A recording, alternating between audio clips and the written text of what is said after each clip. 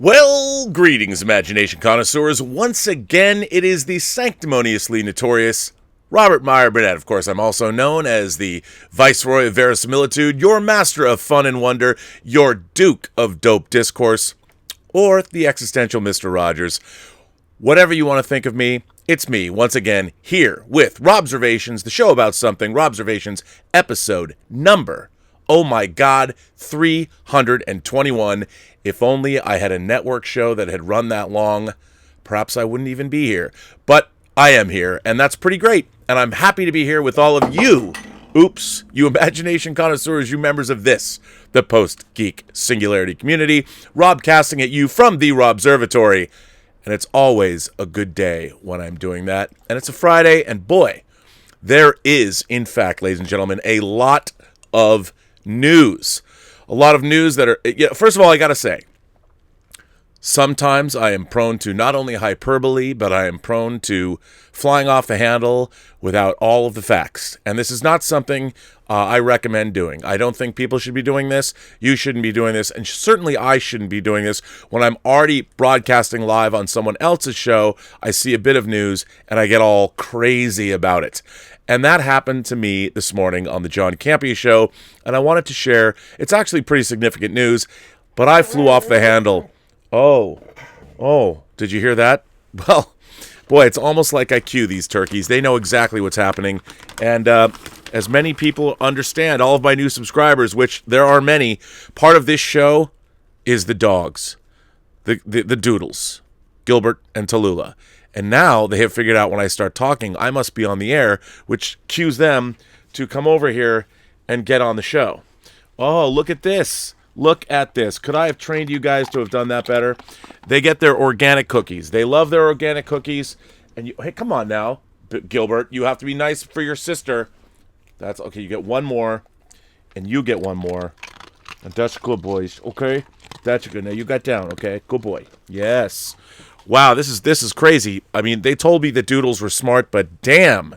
I mean, do I have to get SAG cards for these Jablonskis? Because I think SAG they're going to come after me. I mean, somebody's going to come after me. These, by the way, are the most well-cared-for dogs.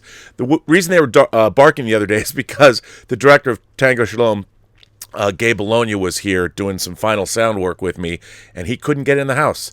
And he was standing outside, and the dogs love him, and they were barking, wondering, why is he just standing there? So they were going a little crazy. But the news that I got all upset about, I flew off the handle about, is this. This is actually big, big news. Even for Hollywood history, it's prehistoric.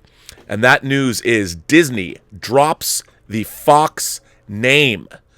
They're no longer going to use the word Fox. They're not going to do it. Because I can understand with Rupert Murdoch still owning Fox, they want to disassociate themselves and move far away from Fox. Now, I thought this meant that the venerable 20th Century Fox logo and fanfare would be gone forever. But that is not the case. The mouse has officially killed the fox. By the way, this article was in Variety today. It's by Adam Biveri. It was just posted this morning. The mouse has officially killed the fox. In a move at once unsurprising and highly symbolic, the Walt Disney Company is dropping the Fox brand from the 21st Century Fox assets it acquired last March, Variety has learned. The 20th Century Fox Film Studio will become 20th Century Studios, and Fox Searchlight Pictures will become simply Searchlight Pictures. On the TV side, however, no final decisions have been made about adjusting the monikers of production units 20th Century Fox Television and Fox 21 Television Studios. Discussions about possible name changes are underway, but no consensus has emerged, according to a source close to the situation. Disney has already started the process to phase out the Fox name. Email addresses have changed for Searchlight staffers, with the Fox.com address replaced with a SearchlightPictures.com address. On the poster for Fox Searchlight's next film, Downhill, with Julia Louis-Dreyfus and Will Ferrell, Dreyfus. The credits begin with Searchlight Pictures Presents. The film will be the first Searchlight release to debut with the new logo. Call of the Wild, an upcoming family film, will be released under the 20th Century banner without Fox. Now, this is what I thought was going to be really scary, is that Those logos won't be dramatically altered, just updated. The most notable change is that the word Fox has been removed from the logo marks. Otherwise, the signature elements, the swirling Klieg lights, the monolith, the triumphal fanfare will remain the same. Now, as many of you know, what I was most fearful about is losing. I'll make no bones about it. Since I was a little kid, the 20th Century Fox logo and the fanfare has always made me, the word we use on the John Campea show is ghibli. It makes me all ghibli inside. And when I think about so much of my youth was excited. I mean, after I was 10 when I first saw Star Wars, and the 20th Century Fox logo also has a CinemaScope extension. But what I forgot, and what was pointed out to me on Twitter by a number of people, I mean, come on, as much as I might think that I want to or I do know everything, there's so much I don't know. And I make mistakes all the time. But one of the things that I should have remembered is that the Fox logo and Fox fanfare was not always 20th Century Fox. So basically what Disney is going to do is they're going to revert to the original logo before 20th Century Studios teamed up with Fox, and they're not going to get rid of that fanfare, which has been around since, I think, the teens. My friend Lucas Kendall could probably tell me exactly when the piece of news or piece of music was written, so it'll end up looking something more along the lines like this again.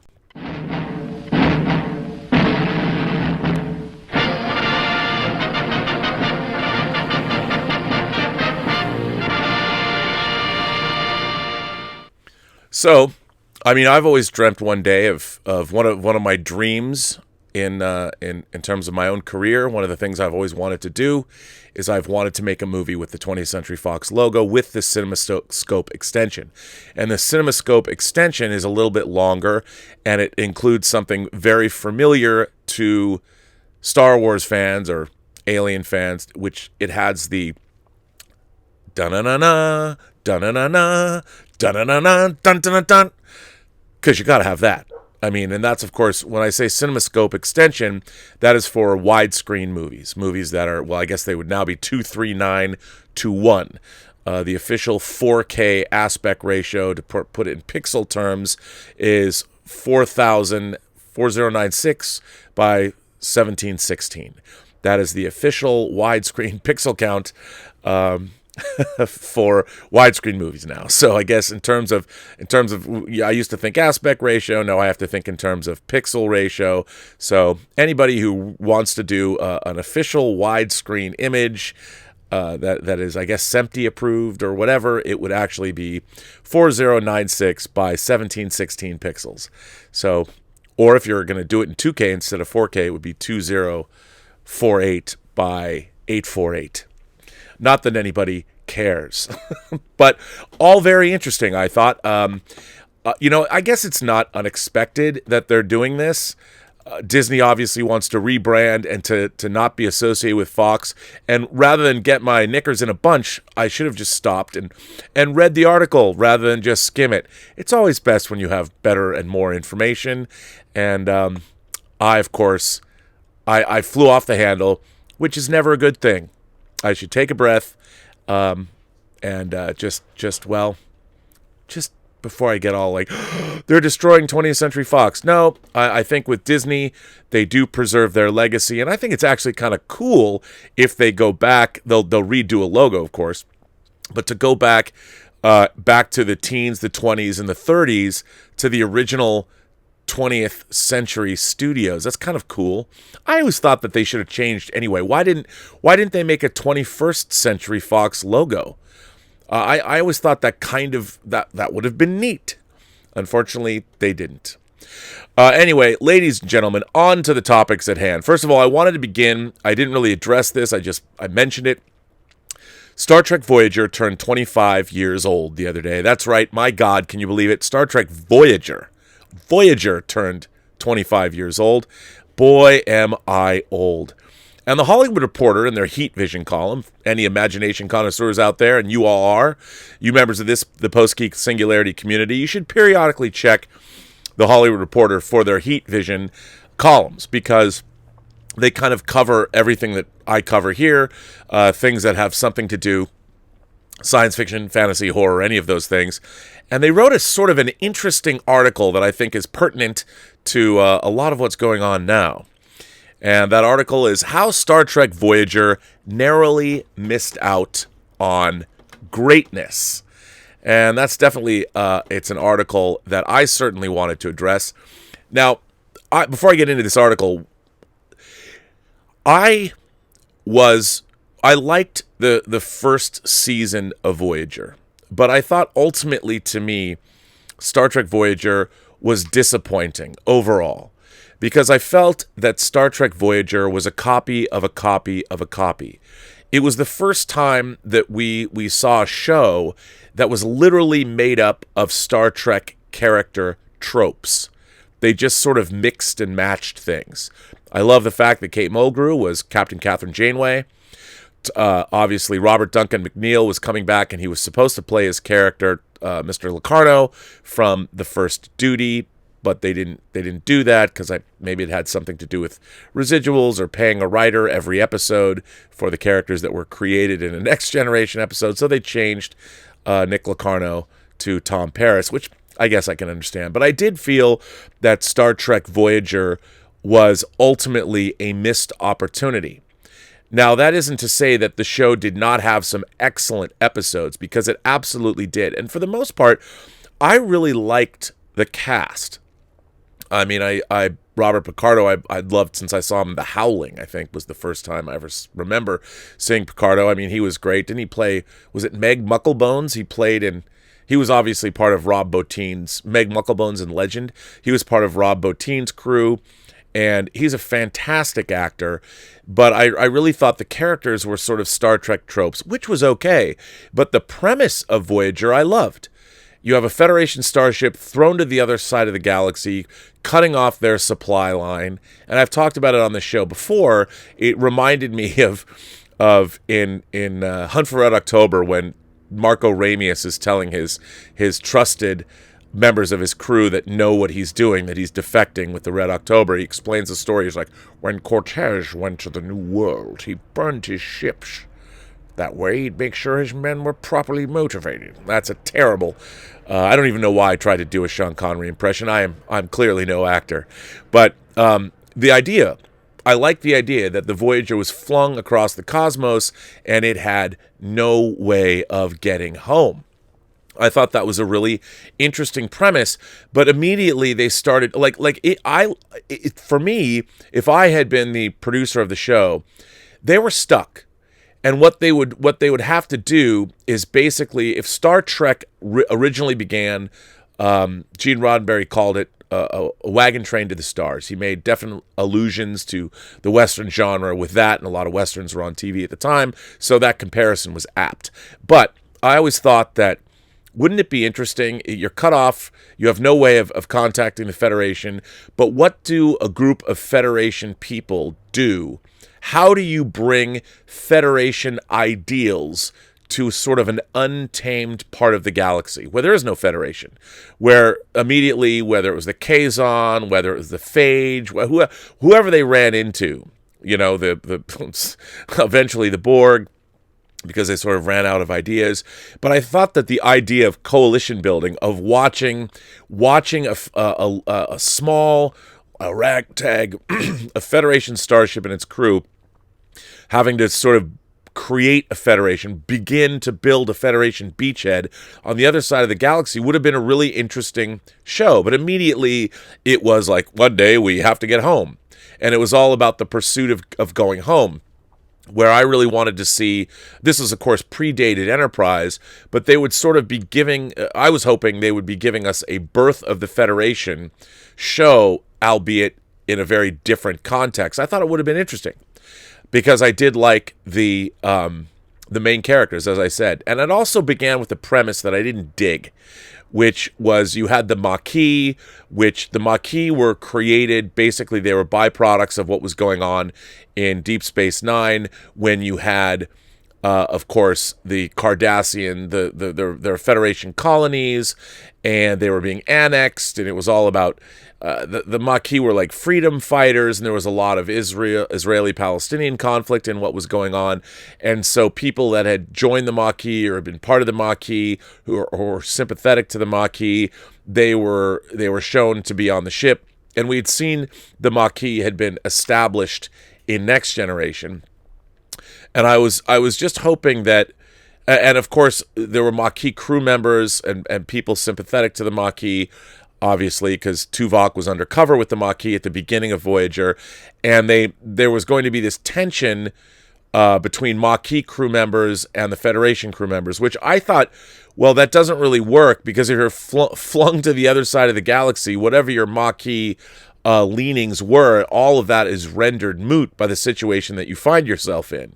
So while it seemed like a good idea that they would keep this, it was a way to have tension between the officers, it didn't really work, because again, you're on the other side of the galaxy. Wherever you lived back in the Alpha Quadrant or the Beta Quadrant, it just didn't matter anymore. So I thought that quickly fell by the wayside. But I did think that Voyager was, again, it was presided over by Brandon Braga and Rick Berman and Jerry Taylor and Michael Piller, and I just felt that it was, I understand after Deep Space Nine did not become the resounding rating success that TNG was, that they wanted to go back to a more ship-based show. I just felt that if they had embraced their premise more, it could have been more successful than it was. Now, I have come to like Voyager. While I think it's a schizophrenic show and it isn't as good as it probably could have been, there's some excellent episodes. Gilbert and Tallulah barking at passersby. There's some excellent episodes of the show, and I think that those excellent episodes are some of the best Star Trek that we've had. I mean, a lot of people talk about Year of Hell with Kurtwood Smith, with the time destroying whole civilizations and timelines because one man wants his wife back. I loved all that. I thought that two-parter was great. There's a lot of the Equinox two-parter is great. There's single episodes of Voyager that I love, such as Living Witness, which is one of my favorite Star Trek episodes ever, and so is Blink of an Eye, which I think is a great, they're sort of atypical shows, the way Inner Light was an atypical show, but some really interesting science fiction. And Brandon Braga, who was always kind of thinking out of the box. I mean, you get Brandon Braga and Joe Menosky together, craziness happened, and then of course they added in Seven of Nine, and they leaned heavily into the Borg, which was probably smart, but again, they sort of defanged the Borg, which is interesting, and all of that, Seven of Nine, all of that is playing into the new Picard show. So the new Picard show, which is very interesting, it has been confirmed to take place in the Prime timeline. In the Prime timeline as defined by the fact that the events of Star Trek 09, the Kelvin timeline, I know, I'm not going to get into all that, but the Kelvin timeline, the events of Star Trek 09 that predated the Narada's incursion into the past are canonical, such as the destruction of the Romulan homeworld. And the Countdown comic book that had Data, although that's a little weird. They're trying to make it canonical, but Data's not, he was dead, but then he was alive. It's very strange. I don't know how that's all going to work, but we'll see. I haven't seen the show. It's strange to me that there is a blackout. There is an embargo. I've never heard. Has there ever been an embargo other than, say, a Game of Thrones opening on a TV show? Star Trek Picard premiered in Hollywood. It premiered in London. There's been an embargo against reviews. It opens, of course. Well, it opens. It starts in 6 days. There have been, to my knowledge, no reviews unless they're dropping today since I've been on the show. Anyway, I think that what I wanted to talk about, again, is Star Trek. But I first want to read this article, a little bit from this article, because I think it was interesting. I think the take on it, if you haven't seen it, how Star Trek Voyager narrowly missed out on greatness. Star Trek Voyager, by the way, this was, of course, written by Phil Perello. 25 years ago, well, Star Trek Voyager is a noble misfire. 25 years ago today, Voyager aired its 2-hour pilot, Caretaker. It gave us Captain Janeway and her crew stranded 75 light-years from home in the uncharted Delta Quadrant and made TV history by being the first Star Trek series to have a female captain. This was a centerpiece of the series' marketing launch on then-new network UPN. Yes, just like CBS All Access, Star Trek Voyager 25 years ago launched the United Paramount Network. This series would spend 7 seasons, the first 2 very bumpy, although I think the first season of Voyager is quite good, trying to get Janeway and a diverse group of Starfleet personnel and former officers known as the Maquis back to Earth. How does a starship survive this far away from all the comforts it and the fans are used to? There are no star bases at which to refuel or make repairs. Space is full of unpredictable alien races with hidden agendas and no motivation to help a lost ship. Also, the cybernetic villains known as the Borg are out here, which raises the stakes for the Voyager even more. The promise of all that rich, uncharted drama and big emotional stakes, sadly, went mostly unfulfilled. Agreed. Fans were promised that when Voyager would get into a battle, the damage would have lingering consequences. Instead, things are usually back to normal by the time of the next episode, and at the end of the pilot, not one member of the crew protests when Janeway essentially says the ship will make pit stops and explore this sector of space on their way home.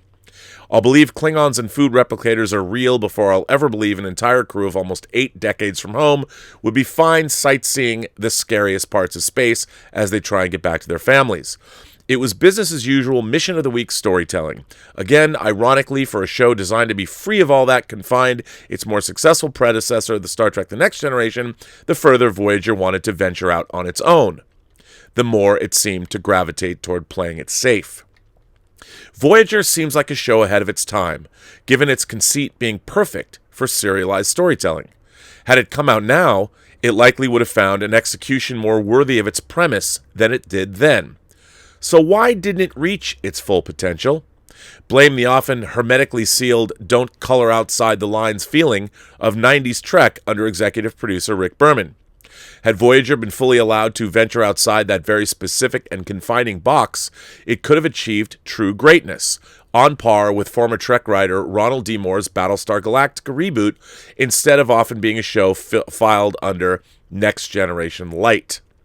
In fact, Voyager is somewhat responsible for Moore's Battlestar Galactica. And, ladies and gentlemen, that is in fact true. Believe it or not.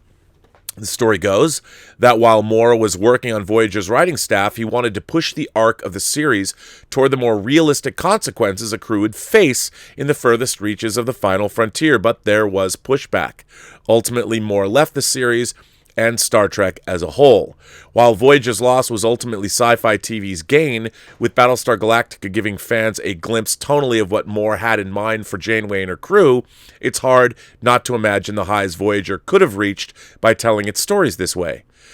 The closest Trekkers would get to seeing the show put through a more Battlestar lens would be the season 5 finale, two-parter The Equinox, which focused on another starship that suffered Voyager's fate, but with the crew unmoored from Starfleet's higher principles and governed more by doing whatever it takes to survive.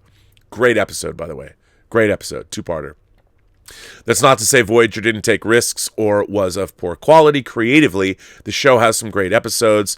Think the Scorpion two-parter's introduction of the instantly iconic Borg drone 7 of 9, or the series' 100th episode Timeless, and the feature-quality Year of Hell Parts 1 and 2, among the best and most compelling takes on time travel ever attempted. While Voyager lacked a truly landmark episode on par with, say, TNG's Best of Both Worlds, or a finale as satisfying as Next Gen's All Good Things, when the series did take big swings, it did so in ways that connected with and embraced the core tenets of what Star Trek is all about, tackling socially relevant themes and putting them through the sci-fi lens of phasers and warp drive. Voyager used the alien character Delta Quadrant tour guide Neelix to tackle suicide and existential crisis in the underrated episode Mortal Coil. In counterpoint, the show did The Diary of Anne Frank in space by having Janeway harbor telepathic stowaways who are being hunted by a Nazi-like alien species that fears and hates them. The show even killed off one of its main characters, Ensign Kim, and replaced him with his doppelganger for most of the series' run.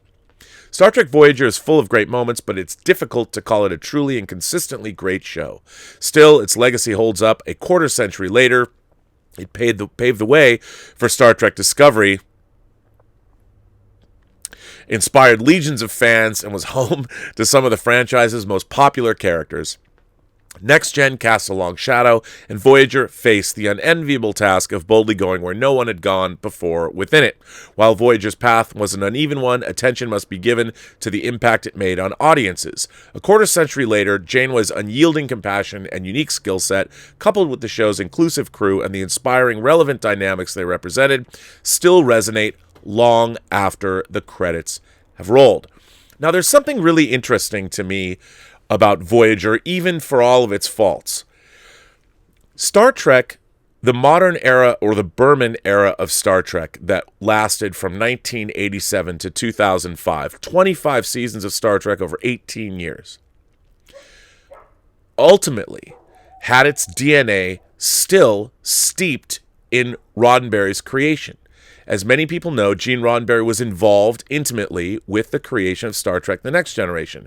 He even brought on his longtime, some of the people responsible, David Gerrold, Dorothy Fontana, John D.F. Black, many of the art department, people like Mike Akuda and Rick Sternbach and Andy Probert had been involved. And don't forget, Sternbach and Mike Akuda were people that had already been working. Mike Akuda had worked on Star Trek IV.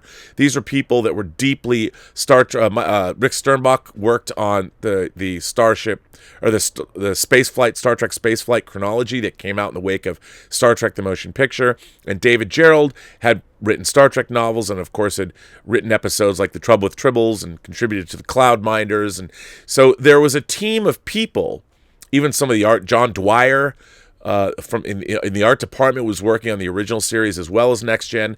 So a lot of the people that were there at the dawn of this modern era of Star Trek in 87 were people that had worked on the original series and collaborated with Gene Roddenberry. And when Rick Berman was brought on board, he was going to basically be let go from Paramount. They put him over on Star Trek. A lot of people didn't think Star Trek necessarily was going to work. But when Berman took over, now, a lot of people said he was a little too rigid in his ways and that the storytelling was hampered by his unwillingness to sort of take more chances, take more risks. What he did was he did preserve what he perceived to be Roddenberry's adherence to the future he wanted to portray. And all of Berman's, even when Berman and Brannon Braga created Star Trek Enterprise back in 2001, he was still preserving, ultimately, the essence of Star Trek. There was Gene Roddenberry still baked into the DNA of all 25 seasons of that Star Trek. And even back when Harve Bennett took over from Gene Roddenberry as a producer, Roddenberry still had consulting duties. He was allowed to consult on the movies that were made. He got paid for the movies that were made, the feature films that were made. It wasn't until Bad Robot took over the franchise in 2007 and then, of course, 2009, when there was absolutely no more tether to Gene Roddenberry or his ethos. Star Trek had been completely severed from its past. And it was now being reinvented by people that had they changed since then. Since 2009, over the last decade, we've seen Star Trek being changed. It's being altered. It's been changed by people that have now taken the baton, and I would dare say they're running an entirely different race. They didn't take a baton at all, which is sort of interesting. Now, what I'm most fascinated by, everyone knows I'm not going to get into my real vehement hatred of Star Trek Discovery. And I just want to point out, I'm not saying you shouldn't like Star Trek Discovery. Remember, I'm an old man with one foot in his grave. Maybe I'm just sitting on my lawn screaming at all of you, going, "Get off my Star Trek!" or whatever. I certainly don't get off on Star Trek anymore like I used to. But I don't think anybody should not like Star Trek. If you like Star Trek Discovery, more power to you. God love you all, because why shouldn't you? I understand. I don't. But what's really interesting to me is now, for the very first time since the end of Star Trek Nemesis, which really, that was the last feature film that we saw Captain Picard in, Star Trek Picard, according to its producers and all the press that they've been giving, is actually a prime timeline, whatever that means. Prime timeline, of course, sprinkled in with Star Trek '09. I get it. I understand. But it is very sort of a... It's going to be interesting to see where all of this... where all of it goes. But Star Trek Picard is a continuation of what we saw of the Berman era of Trek. Now, one of the curious things about that, other than people like John Eves, who was part of that art department, most of the people that are or that were involved in terms of the writing staff, whether it's Ron Moore, whether it's Renee Echevarria, whether it's Naren Shankar, who's over on The Expanse, there's a lot of people that were involved in that era of Star Trek. Mike Okuda, Denise Okuda, Doug Drexler. Doug Drexler, of course, doing visual effects for the Orville. Mike and Denise Okuda working in the art department or for All Mankind. And, of course, our writing staff, whether it was Outlander, For All Mankind is another Ron Moore show. What I find interesting about this is there wasn't much of an effort made, if any at all, to have any kind of continuity. Most of the people that wrote for Star Trek, the core group of people, have gone on to become really successful writers, even Ira Bear, really successful writers in their own right over the last 25 years. They ain't no slouches. And it's really interesting to me that none of them are involved with Star Trek Picard. And I think that, and I get it. You know, it's not people's jobs to give other people that had... They don't want that. They don't want anyone involved in past Star Trek because it's not theirs anymore. They want Alex Kurtzman and Secret Hideout and Bad Robot, however it all works. There's no incentive because that's not how business works. It ain't show friends, it's show business. But I do find it interesting that Rick Berman, as a producer, say what you want about his tenure, 25 seasons and 18 years of Star Trek, he brought those seasons in on time and on budget. There was... other than the first 2 seasons of Next Generation, there wasn't a whole lot. Once it was up and running, it was a very finely oiled, finely tuned machine. And it's really interesting to see how many production problems in terms of, well, Star Trek, I think modern Star Trek, what we've seen with Discovery, not a well-produced show. A lot of turmoil, a lot of turnover, a lot of budgetary... that show certainly didn't come in on time or on budget. Anyway, with Picard coming out, and I have to say, I'm all excited about Picard. I think it's the most excited I've been about Star Trek since, well, at least in the better part of 2 decades. I'm very excited to see it. I am very trepidatious about Star Trek Picard. I don't know if it's going to be great or not, but we shall see what happens. I have an article I want to get into, and first I want to check out, I think somebody sent in a couple tips. Hey, look at that. Here we have Willow said, me watching The Next Generation's Rascals. Oh, for F's sake, stop saying RVN. There's no such thing as RVN. Dexadribose refers to... Is that how you... Wait. No, it's not Dex. It's deoxyribose? I can't even read that word. Refers to the sugar content of DNA. What the F does Tibovixrolic mean? Huh? Willow, of course, for those of you who don't know, Willow Yang is our resident, literally, molecular biologist. Yes, ladies and gentlemen, she's real. She's a real molecular biologist, and she is studying to get her PhD. She's going to be Dr. Willow Yang before we all know it. So that is pretty exciting. By the way, for those of you who want to ask me a question live on the show or tip the channel, you can ask. There's super chat features available now, or you can look in the description of this to tip the channel. See, I'm figuring out new technology. It's amazing as I move along. So you can see your name up on the screen. Scott K came in with a tip and said, I'm a real ship junkie. So is there any more details on the Eclipse Dreadnought from the Duel of the Fates script? Did it have a super laser like the Legends version did? Any other cool details on the ships at the Battle of Coruscant or found at the Kuat shipyards? Well, to be honest, no. There's not that much. What Scott K is referring to is, of course, I have done 2 episodes on what I thought of Colin Trevorrow's original Duel of the Fates episode 9 script, which apparently has, I mean, my God, Midnight's Edge did a supercut of me going through the whole script. They edited from various shows, 3 different shows I did. So kudos to Midnight's Edge, man. I'm sure you're going to get a lot more views on that video than I get on my own channel. But God love you guys. I love the people over at Midnight's Edge. But no, not really. I mean, the idea, it wasn't a clipped Star Destroyer. There are super lasers mentioned, absolutely. But what was most interesting about it is, of course, that because they had stolen, the Resistance was able to steal an Eclipse Dreadnought, they had the complement of TIE fighters and Imperial walkers and all the it wouldn't be Imperial, I guess the First Order. They had everything that would be in a Star Destroyer, which was very helpful for their cause, and it's all used in the script for the Battle of Coruscant, which was very, very cool. So, first of all, I want to get into this article. The New York Times published, before Star Trek Picard came out, they published a huge piece. This piece. Can Star Trek chart a way forward?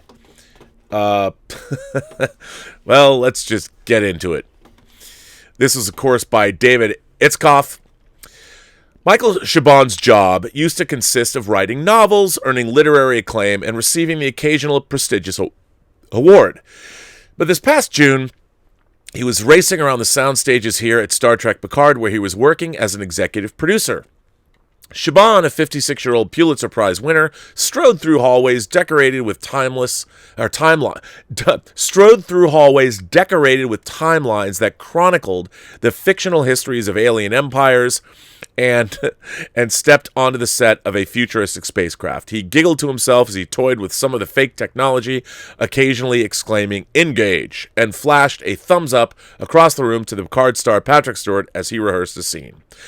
These were all welcome perks in Chabon's new line of work, but what drew him to Star Trek as a fan in his teens and kept him invested as a producer, he said, was an underlying message about humanity that was hopeful within reason. It's not saying human beings are basically wonderful and we all just learn to agree and then all of our problems will go away, he explained. It takes work. It takes effort. So too does keeping alive a venerable science fiction franchise like Star Trek, which has been in the public consciousness for nearly 54 years. What began in 1966 with a little-seen television series that was often didactic and deliberately paced. Didactic and deliberately paced. Have you watched Star Trek, the original series? I wouldn't say deliberately paced was something I would ever use in terms of its storytelling. But this is the problem with modern Star Trek, and let me go on. Has endured as a cultural institution, even as its fortunes have risen and fallen over the years. Its humble beginnings gave rise to a vibrant and dedicated fan base, multiple TV spin-offs, and a film franchise that has expanded and contracted many times over. Oh,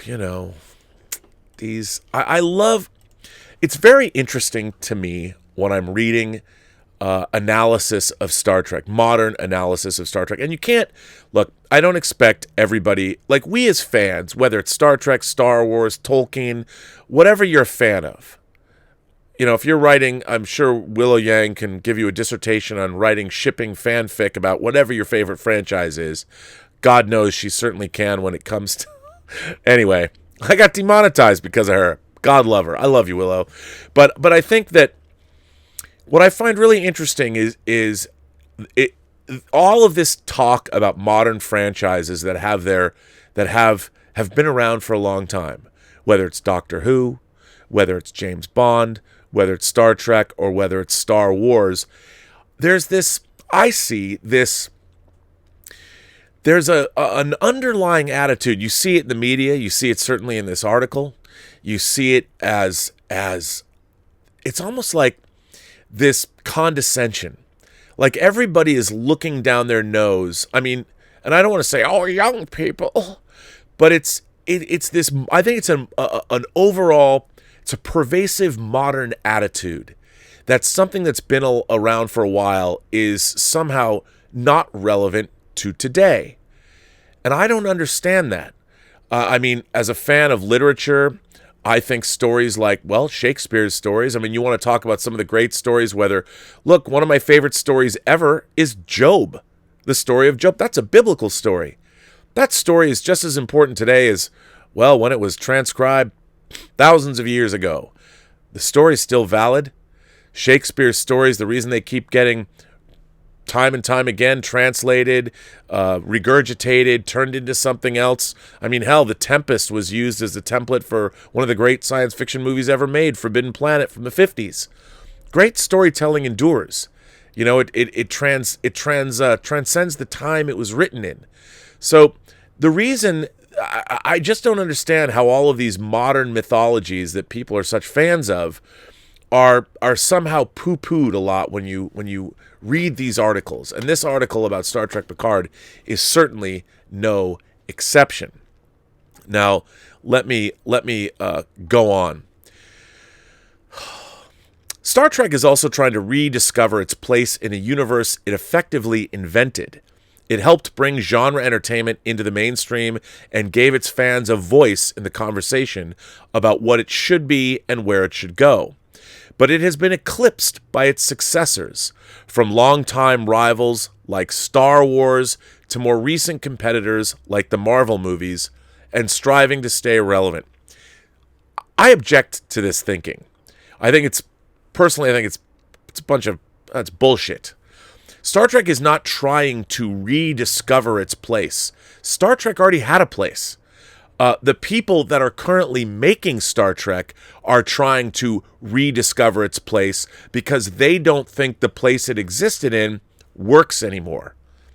I think they're wrong. And I think what they've done for the last 11 years is they've tried to turn Star Trek into the things that they might like better. Oh, such as Star Wars. Even though Star Wars and Star Trek are just about as different as I can possibly imagine. The only thing is they both take place in outer space, and they both have spaceships in them, and people that travel to other planets. I mean, it's like saying that every cop show is exactly the same. That say Hill Street Blues is just like The Wire, or that To Live and Die in L.A. and The French Connection, while directed by the same guy, are basically the same movie, which they're not. So it helped bring genre entertainment into the mainstream and gave its fans a voice in the conversation about what it should be and where it should go. Star Trek fans started their own conventions. They gave themselves their own voice.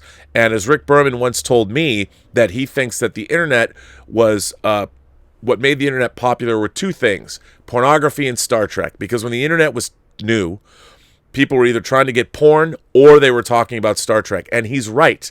As I've often said, 32 years ago, when my college roommate set up a BBS board in our house, or in our apartment, on our kitchen table or a dining room table, the first thing he did was set up a Star Trek BBS board. 20 people could get on and chat about Star Trek. It was amazing. Star Wars was never a rival to Star Trek. This is something that fans created, or the media created. As a matter of fact, as a Star Trek fan before Star Wars existed, when Star Wars came out, it changed my life. I loved Star Wars. I never thought to myself, well, now that Star Wars is here, I'm not going to watch Star Trek. I love them both. They were both very, very different. Very, very different things. The way science fiction can be very, very different. There's a lot, the science fiction genre has a lot underneath that umbrella.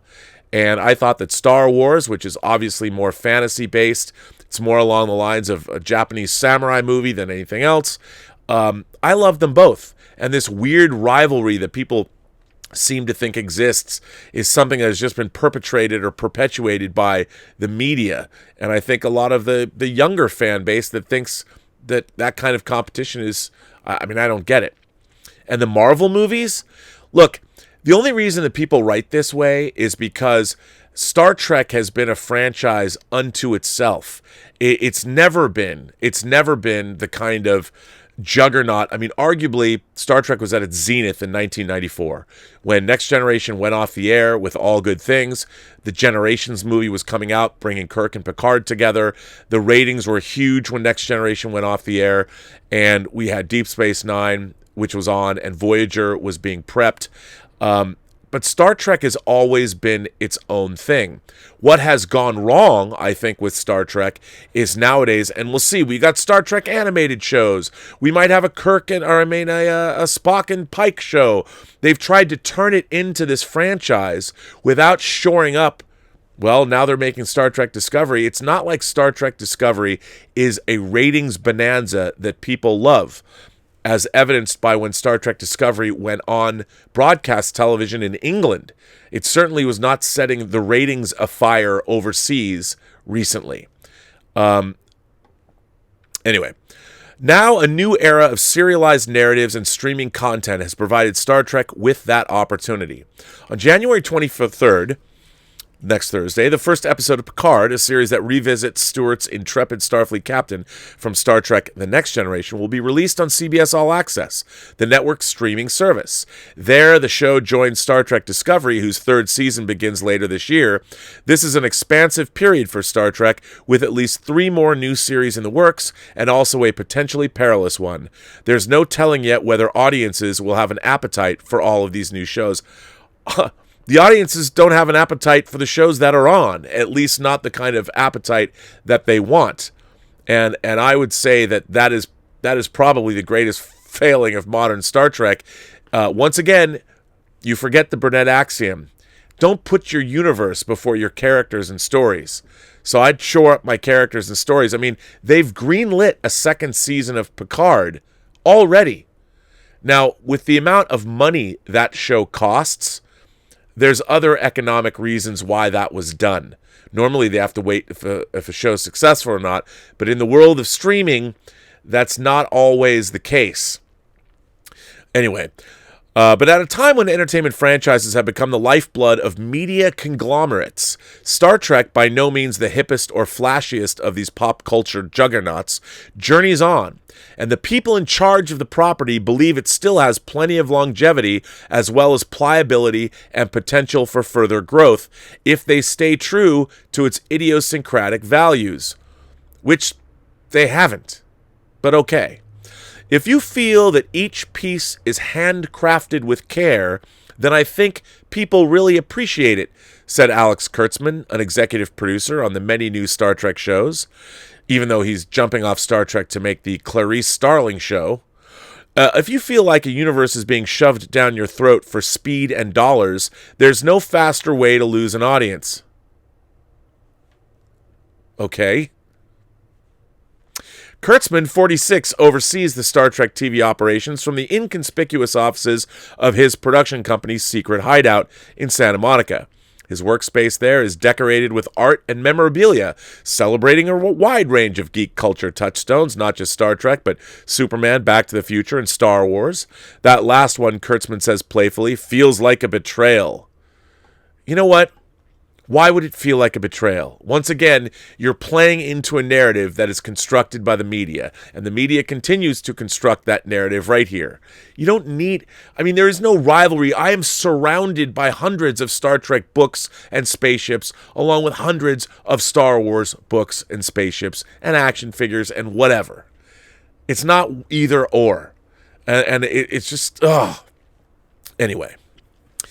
Kurtzman has written and produced genre TV shows including Alias and Fringe, and his current portfolio includes Clarice, a Silence of the Lambs spin-off planned for CBS. He's also a writer and producer on the first 2 entries in the Star Trek movie series that were restarted in 2009 with a cast led by Chris Pine as Captain Kirk. Yes, that's right. He wrote basically a riff on Star Trek II, The Wrath of Khan, where they ripped off a lot of stuff from that movie without any of the underpinnings, so none of it worked. A few years ago, at a time when Kurtzman was encountering professional challenges, he had split with his longtime creative partner Roberto Orci, and an update of The Mummy that he directed had foundered at the box office. That's a good word. He was also approached by CBS to help create a new Star Trek TV series. Star Trek was similarly in need of navigational aid. The rebooted film series, which started with a splash, had gone dormant after the muted reception to the movie Star Trek Beyond in 2016. The franchise had no TV presence since 2005, when Star Trek Enterprise ran aground. Well, we needed each other, Kurtzman said. Star Trek was at a place where it needed to be. Reinvented is the wrong word, but rebirthed in a way. Remember, it was Brian Fuller who began Star Trek Discovery. Kurtzman came in later. Brian Fuller had created the show, even though they now share co-creator credit. This was something that happened later, after Les Moonves really didn't understand that you can't make... According to Les Moonves, he wanted a Star Trek show that was cheap, like the original series. You know, make each episode for like $1 million. They had no understanding that a Star Trek television show has huge upfront costs. You have to build sets. You can't go buy things off the shelf. Well, unless you buy, price scanners that you saw on the bridge in Star Trek 09. But you can't buy things off the shelf because everything has to be built. Everything has to be constructed, from the sets, the visual effects, which are now done on computers. Everything has to be designed and built. So there are huge upfront costs that are later amortized across the course of the show. And when you don't have 25 or 26 episodes a season, 26 episodes in the case of Next Generation, Voyager, and Deep Space Nine, it's harder to amortize those costs. And when you have fewer episodes, that means the price of those episodes get much bigger. And that was something that wasn't anticipated by CBS, even though it should have been. Why didn't someone call Rick Berman? The guy produced 25 seasons of Star Trek. If you were going to make a new Star Trek show, wouldn't have that been your first call?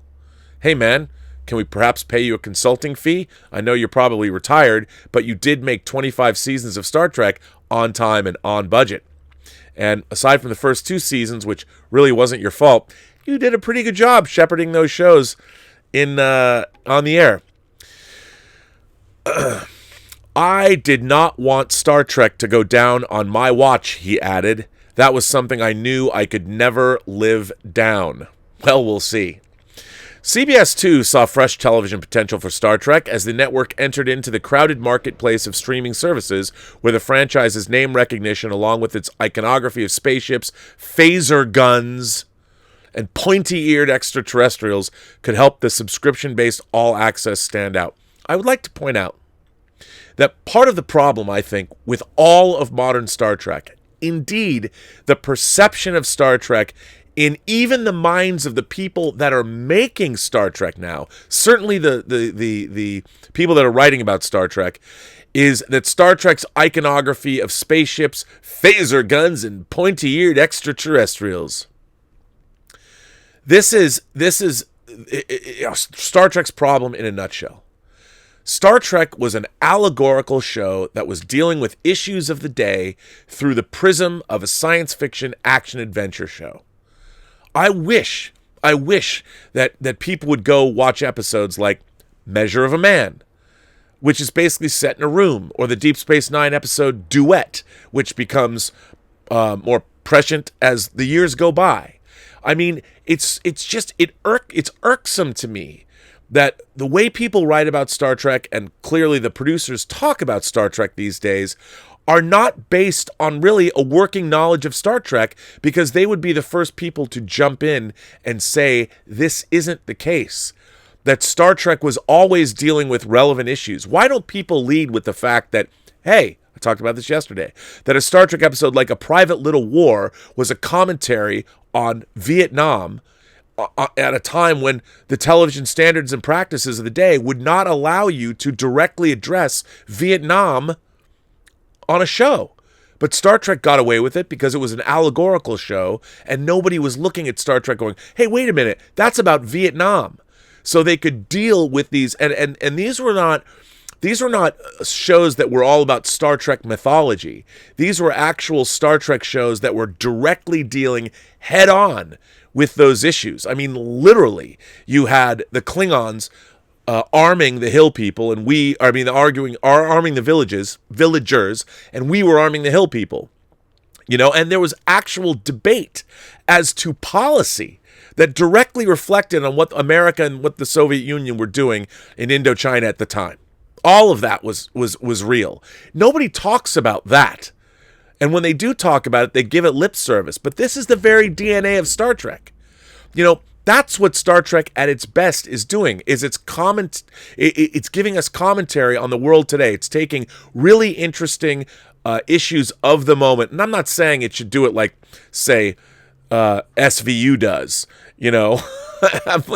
literally not torn from the headlines, but the philosophical ideas about what's going on in our world today, and how can you comment on that within a science fiction context. I'm not seeing that in modern Star Trek.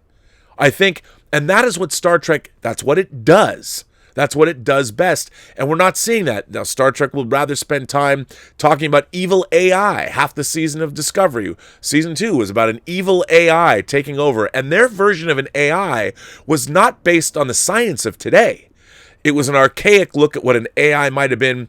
Oh, I don't know, the way we thought about it when Skynet was taking over back in 1984, or perhaps go back to 1970s Colossus, the Forbin Project. I mean, there was much more nuanced and interesting looks into the AI, what potential AI could be on the original series in episodes like The Ultimate Computer. What happens when a computer takes over, say, Captain Kirk's job? What happens when automation puts people out of a job? That episode's more relevant now than when it came out in the original second season of Star Trek in 67 and 68. Where are those episodes of Star Trek? Why aren't those episodes made today? Even Mudd's Women. Pardon me, not Mudd's Women. I, Mudd, the second Harry Mudd episode. The Harry Mudd on Discovery is a murderer.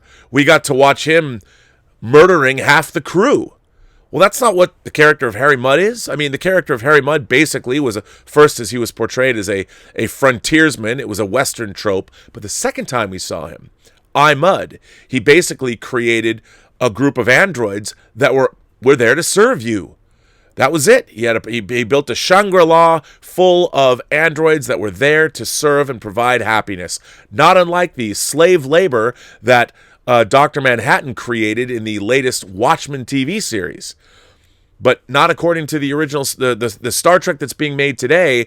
They're not doing that. They're telling us a very rudimentary tale of time travel and evil AI that we've seen countless times before. Where's the interesting spin? Like Spike Jonze's movie Her, where, of course, Joaquin Phoenix fell in love with an operating system that sounded just like Scarlett Johansson. Was that operating system malevolent? No. When they reached the singularity, did they take over mankind? No, they went on to another plane of existence. That's very Star Trek. You watch the second season of Discovery, not so much. Discovery, created by Kurtzman and Brian Fuller, Hannibal and American Gods, centered on a Starfleet officer, Michael Burnham, played by Sonequa Martin Green, whose earliest adventures precede the original Star Trek by a few years. Once again, that was Brian Fuller's idea. And Brian Fuller, as a Star Trek fanatic, would have made the idea of a prequel series to the original series work, I think, far better than what ended up happening with Discovery.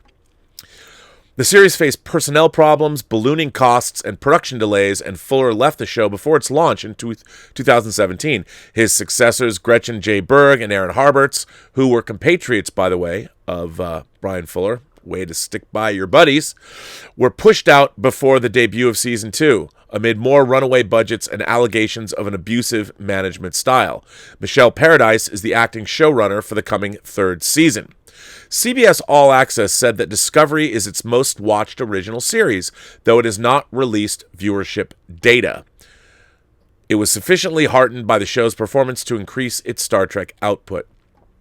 It came less from us saying, let's take over the world with these multiple Star Trek shows, and more from the fact that these good ideas started to pop out of the creative process, said Julie McNamara, the executive vice president of original content at CBS All Access. I honestly would like to know what good ideas started to pop out of the creative process. Good ideas that weren't inherent to Star Trek already? Kurtzman said he and his colleagues believed that there is still a broad enough fan base for Star Trek, older and younger, hardcore and casual, that would respond to a range of different programs. You can't feel like you're getting the same proposition from any two shows, he said. They have to feel like they have a Trek identity, but they cannot be about the same thing. If inclusivity is already a central doctrine of the franchise, Kurtzman then said Trek is perfectly poised to represent everybody in a very profound way. If we have this platform, let's double down on this. I wonder, did anybody on this production staff spend any time at all watching Deep Space Nine? Deep Space Nine had a very diverse cast, and they just showed you the diverse cast. I mean, I think in a science fiction context, if you want to have diversity, you have diversity. It's part of the DNA of what the future is going to hold for everybody. That's why shows like The Expanse, with an incredibly diverse cast of characters, or a show like Deep Space Nine, they just went and did it. They didn't put it front and center as what they're doing. As always, don't put your political agendas before your characters and your story. If you want to show inclusivity, just show it. Just go do it. Don't make it a basic founding principle of your show. Tell a great story with great characters. Everything else will follow. Picard will be the next show to test the resilience of the Star Trek brand. Yeah, the resilience of being bad. I mean, let's hope Picard is great. Star Trek shouldn't have to be resilient. When you have great creators, and you look at Star Trek The Next Generation, 7 seasons, all it did was go up and up and up and up and up in the ratings. I understand the 7th season.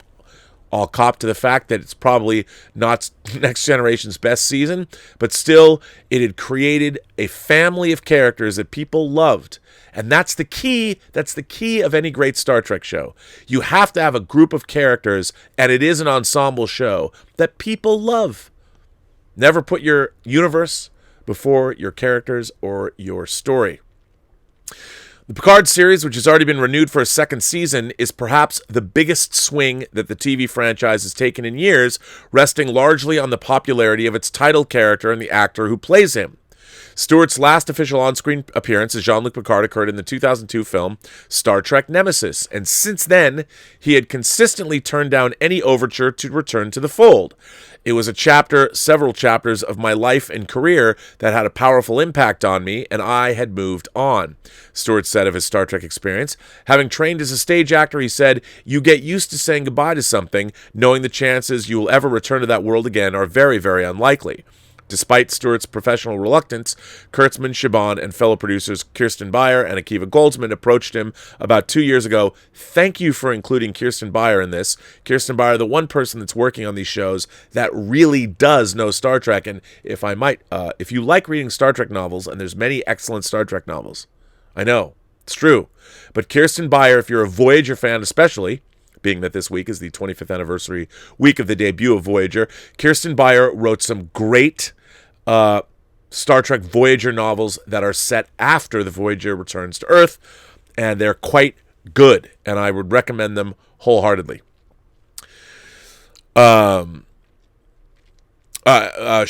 fellow producers Kirsten Beyer and Akiva Goldsman, approached him about 2 years ago with an idea that emerged from their brainstorming on Short Treks, a current series of Star Trek-themed vignettes. Well, also the fact that Brian Fuller did pitch a story that dealt with Data, Seven of Nine, Picard, and Borg expats. That was something that he actually pitched both to Brent Spiner and Patrick Stewart, which predated this. But okay. The producers had started to sketch out a story that would find Picard many years after his glory days. A mystery in his life would draw him back to old allies and old enemies, and eventually back into space, while forcing him to confront the past circumstances that drove him out of Starfleet. At their first meeting, Stewart said he told the producers, "I respect you all very much, but that book is closed." Yet by the end of their conversation, Stewart said he was intrigued by their vision of a world and a protagonist changed significantly since The Next Generation. This is, by the way, this apparently is a de rigueur now, is we're going to take all of our characters, whether it's Luke Skywalker or Picard, and we're going to make them the kind of people that aren't the kind of people that you last saw. I would say that, again, we've seen this before. We've seen this before done very well in both Rocky Balboa, and then, of course, that was carried forward by Ryan Coogler, who did Creed. And as anybody who's listened to me for any length of time knows, I am a great admirer of what Ryan Coogler did with the Rocky franchise and universe. If you want to continue to build your universe, look no further than Creed. And look, I understand Ryan Coogler happens to be black, and that's why they tapped him to make Black Panther. But you know what? I think part of the reason that Ryan Coogler was even looked at in the first place is because Creed, in my mind, is one of the greatest examples of a filmmaker like Ryan Coogler who loved the Rocky property, and he came in, he had his own spin, his own take on it, and it was brilliant. He gave us new characters that were based in canon, in Rocky canon, and he also brought back Sylvester Stallone and gave him his perhaps best role to play, or best version of Rocky since the original. It nabbed him an Academy Award supporting actor nomination. That's the way to go. Anyway, there's a lot of people who are they're throwing in some questions, and I'm before I continue on with this article, I'm going to go and see what you got to say here. Dancing Dog Tip 60 sent in a tip and said, Rob, can you give us some information on Lieutenant Zahn? I feel quite sad that the actor was demoted to just having one bit part in Star Trek the Motion Picture. I feel as though he would have been a star if Star Trek II ever aired on that new network. Well, Dancing Dog 60, that is a good question. Dancing Dog 60 is talking about a character named Zahn Zahn was originally created for the Star Trek Phase 2 television series. Now, people are probably saying, what Star Trek Phase 2 television series? Before Star Trek the Motion Picture was made, and even before Star Wars had come out, Paramount was developing a Star Trek Phase 2 television series. And it was deep into production. 13 scripts had been commissioned.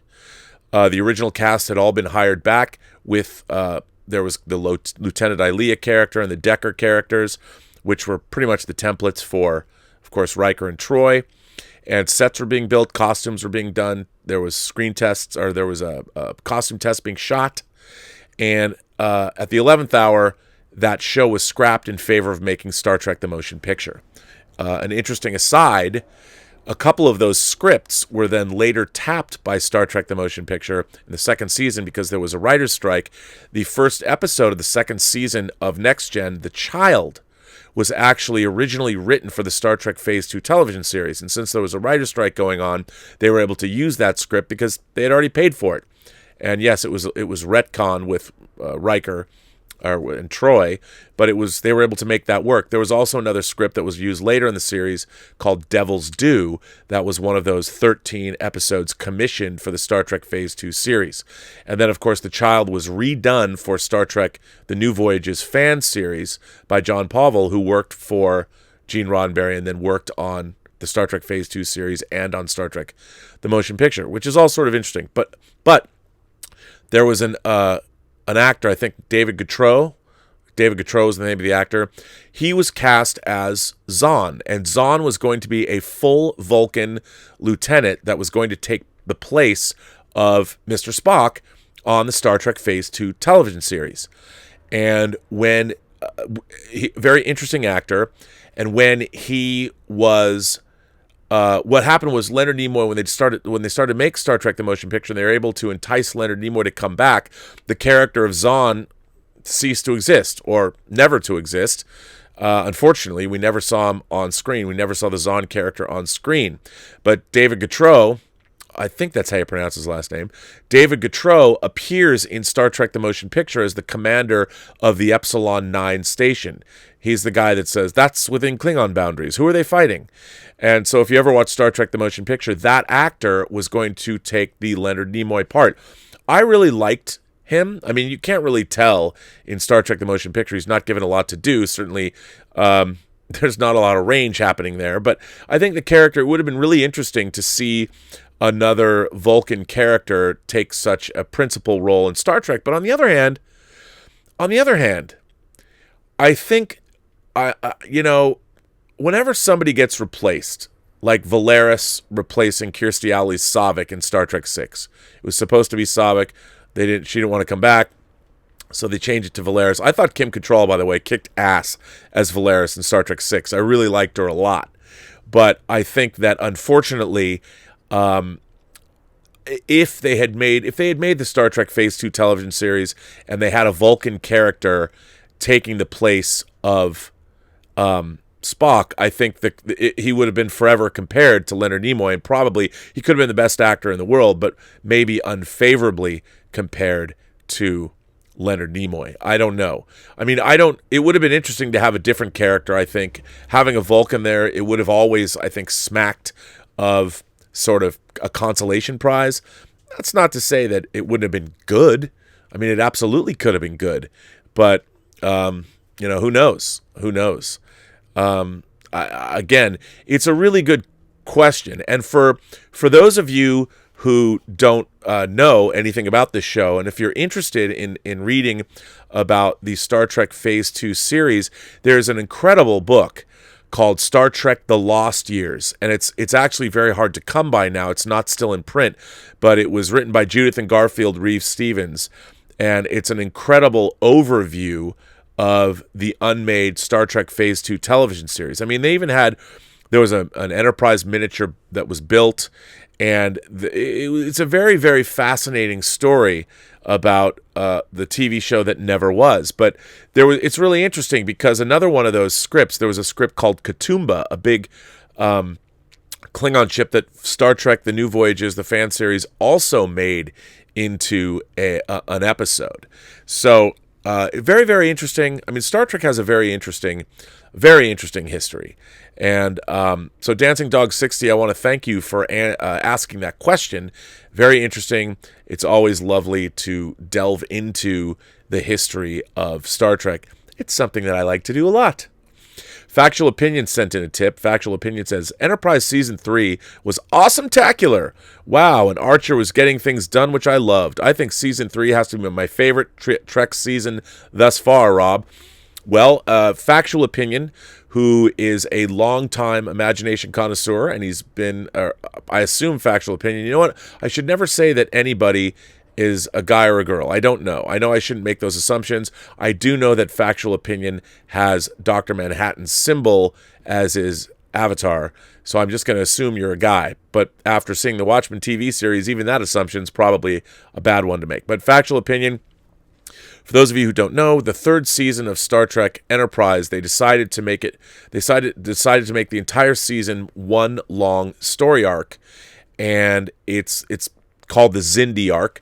The Xindi, in a very 9/11-esque attack on Earth, are basically going to destroy the Earth, and it's just the beginning.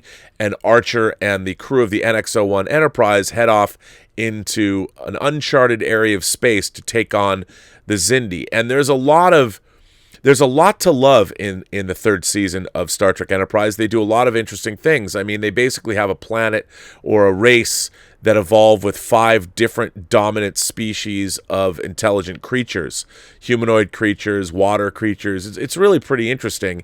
And I thought, I don't necessarily know how Star Trek it all was, but it was an interesting way to try and reinvent itself. One of the I guess, and if you watch, many people know, I worked on the documentaries for both Star Trek The Next Generation and then Roger Lake more concentrated on Enterprise, but I did contribute to the documentaries on the Blu-ray. What's interesting about Star Trek Enterprise as a show, the network did not allow Brandon Braga and Rick Berman, who created Enterprise, they wanted the entire first season of Enterprise to be set on Earth. And you would deal with the politics and leading up to the launch of the first Warp 5 spacecraft. I would have loved that. And so, by the way, would the fan base.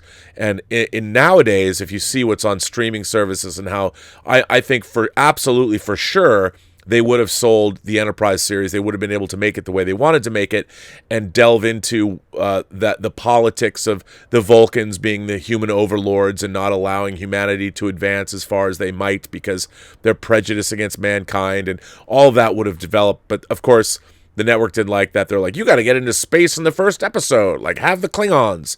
So look, factual opinion, wait till you get to what I think is my favorite season of Star Trek Enterprise, which is season 4. After they deal with the ridiculousness of the end of season 3, what happened, you'll see.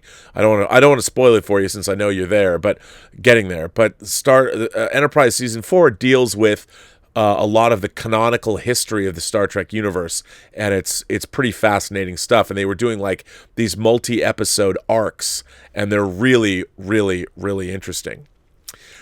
Stubble McShave is here. Oh, wait, no. Anthony Gonzalez is here, sent in a tip.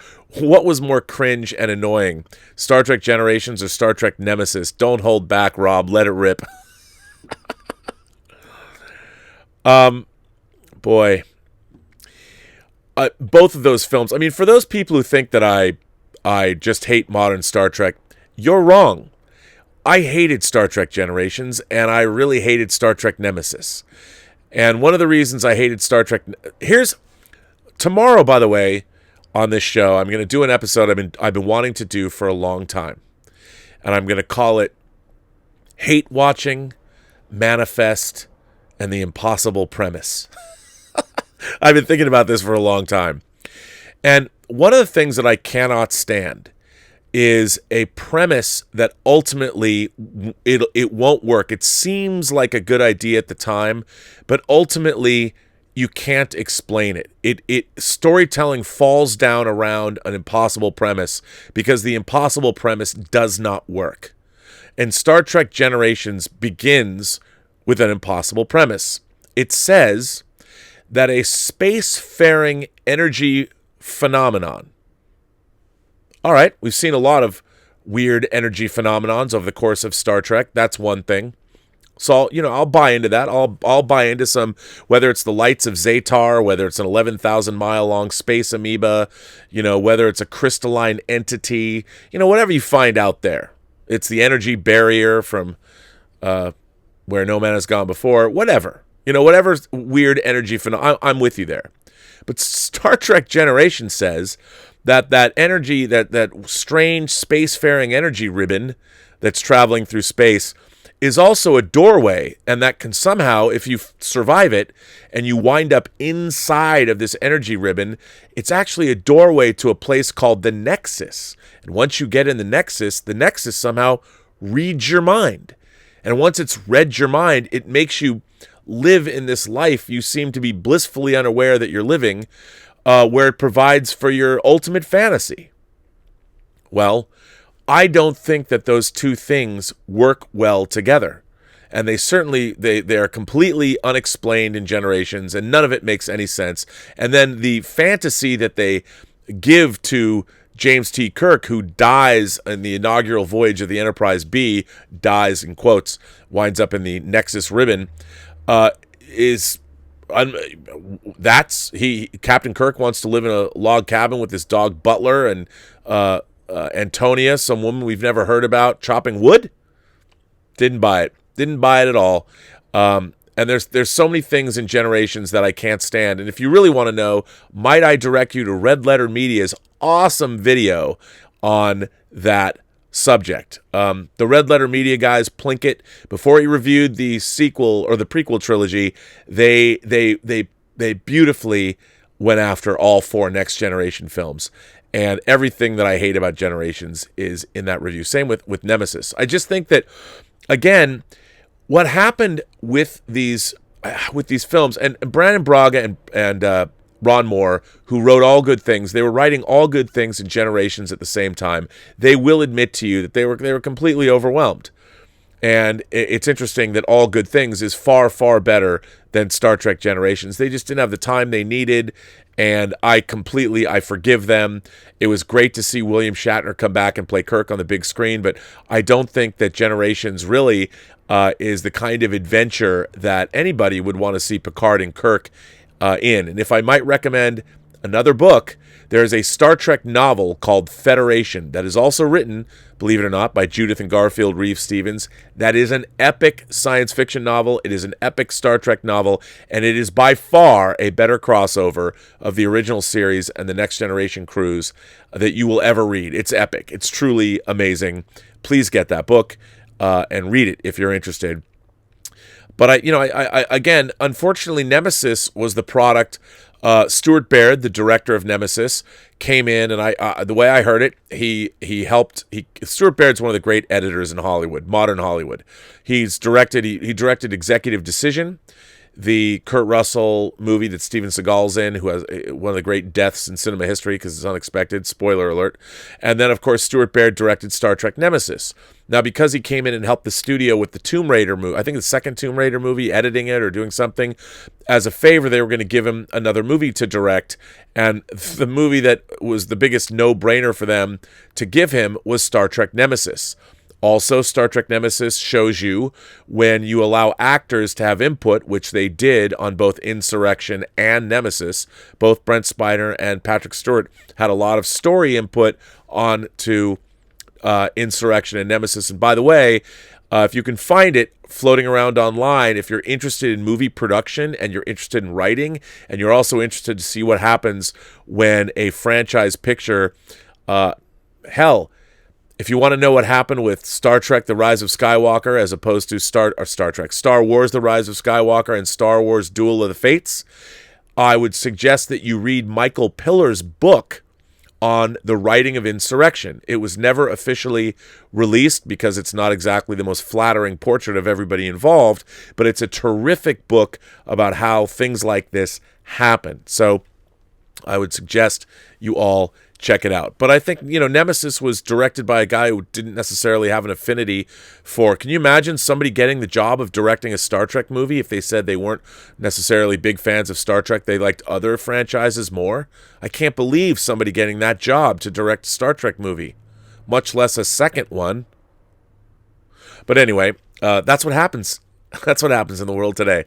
So, yes, I can't, I could go on about those two movies, but those movies are very disappointing. I think actually Star Trek Nemesis has a lot of really interesting ideas in it, but I don't like the execution, unfortunately. It should have been, what Star Trek Nemesis should have been? Star Trek Nemesis, here's what I don't understand. Here's what I don't understand about Star Trek. I haven't even got back this article yet. The example... You know what a great Star Trek movie is? First of all, everyone knows that the greatest Star Trek movie that's been made in the last 20 years is Peter Weir's Master and Commander, which isn't really a Star Trek movie, but it's what a Star Trek movie should be. Another great Star Trek movie? Hunt for Red October. Hunt for Red October, Star Trek Nemesis should have looked no further than another Paramount franchise, the Jack Ryan franchise. And they should have emulated something like Star Trek Nemesis. It was a political thriller. It was a political thriller that's dumbed down with off-road vehicles because Patrick Stewart wanted to have some action. What's really interesting is, you could have made Star Trek Nemesis and you could have made Patrick Stewart. Picard would be in the Jack Ryan camp. In that Jack Ryan would know that Marco Ramius was not going to blow up America, but was indeed defecting. You could have played that beat with Star Trek Nemesis. It could have been like, instead of, say, Shinzon and that whole ridiculousness where nobody seems to understand what a clone is, what if you had a character like that or something and you made a Star Trek movie that was more along the lines of Hunt for Red October? And I've never understood, why aren't people, when they look at Star Trek, why aren't they going and looking at things like the greatest movies ever made and going, let's do that? Why has Star Trek been for the lowest common denominator? They keep trying to make it catch on with the masses, and they keep failing to do so. It's not like Star Trek Discovery it's not a water cooler show. It's a water cooler show amongst us fans who either like it or hate it, but the general population is not watching Star Trek, and it should be. The general population should be watching Star Trek. The general population went and saw they turned out for Star Trek 4. Why can't people do that? If Star Trek Nemesis had been more like Hunt for Red October, and I don't mean like exactly like Hunt for Red October, but those kind of changing points of view, they take it really, really seriously. I remember I went to a test screening. I shouldn't have been there, but I was at a test screening on the Paramount lot of Star Trek 6. This is a true story. I haven't told this story in a long time. But when they have test screenings here in LA of movies, they usually take people, like 20 people, out of the audience to stay, and they asked questions. I was one of those people. This was on the Paramount lot, and this was after. I think it was right after Hunt for Red October came out that I was at this thing, and I had read a draft of the Star Trek VI script, and the Star Trek VI script opened with these vignettes of everybody in their civilian lives, like Nichelle Nichols, Uhura. She was doing Federation News Service talk show hosting, and the crew is basically retired. And then Praxis explodes, and they kind of bring everybody back. And it was before they added the Colonel West stuff, the Rene Augermois stuff that's in the home video version of Star Trek VI. And I was one of these people that got asked and a question, and I said, I went off. I started going off. And I was like, this movie demanded a more Tom Clancy Hunt for Red October approach. It has a very Hunt for Red October story, and I think it should be a little bit more serious than it is, and it could have been really epic, and it just felt so small to me. And one of the producers he was sitting right behind me, was motioning the back to have me continue to go on, and I did. I went on for a long period of time, and yeah, it's just, I think the problem is a guy like Stuart Baird never took Star Trek very seriously, and he knew he was getting a consolation prize movie to direct, and that's why Nemesis is the way it is. Can you imagine if you had somebody who really understood how to make a Star Trek movie, who really understood the franchise and wanted to make it serious and really delve into, like, here is a movie that's dealing with the Star Trek universe in a very canonical way, but also had great space battles and all that. It could have been, what a missed opportunity. Anyway, what was I talking about? Stubble McShave's here. Stubble McShave sent in a tip. Did you see that Christopher Tolkien passed away the other day?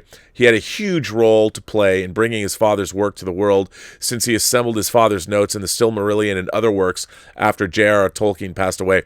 Well, for those of you, yes, who might not have heard, Christopher Tolkien passed away, J.R.R. Tolkien's son, at, I think he was 95.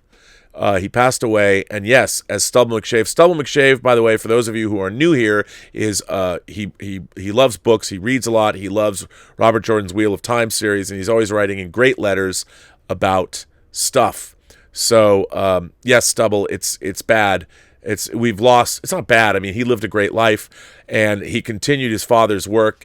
Tolkien obviously passed away a long time ago, and it's great to see that his legacy will be, it will continue on, which, I think is, it's great. I think it's terrific. But let me finish reading this. Let me finish reading this article. Let me get back to it. This again is the New York Times article about Star Trek. Stewart, who is 79, said it was appropriate that Picard should change over time, just as the actor himself has. I'm still Patrick inside this guy, and yes, there are noticeable differences from how I was 19 years ago, he said. As Star Trek... here's another thing. One of the problems that I've always had, and I love Patrick Stewart, as anyone knows, I've sat down with him for hours and talked to him at length about Star Trek, which you can see on the Blu-ray documentaries for Star Trek The Next Generation.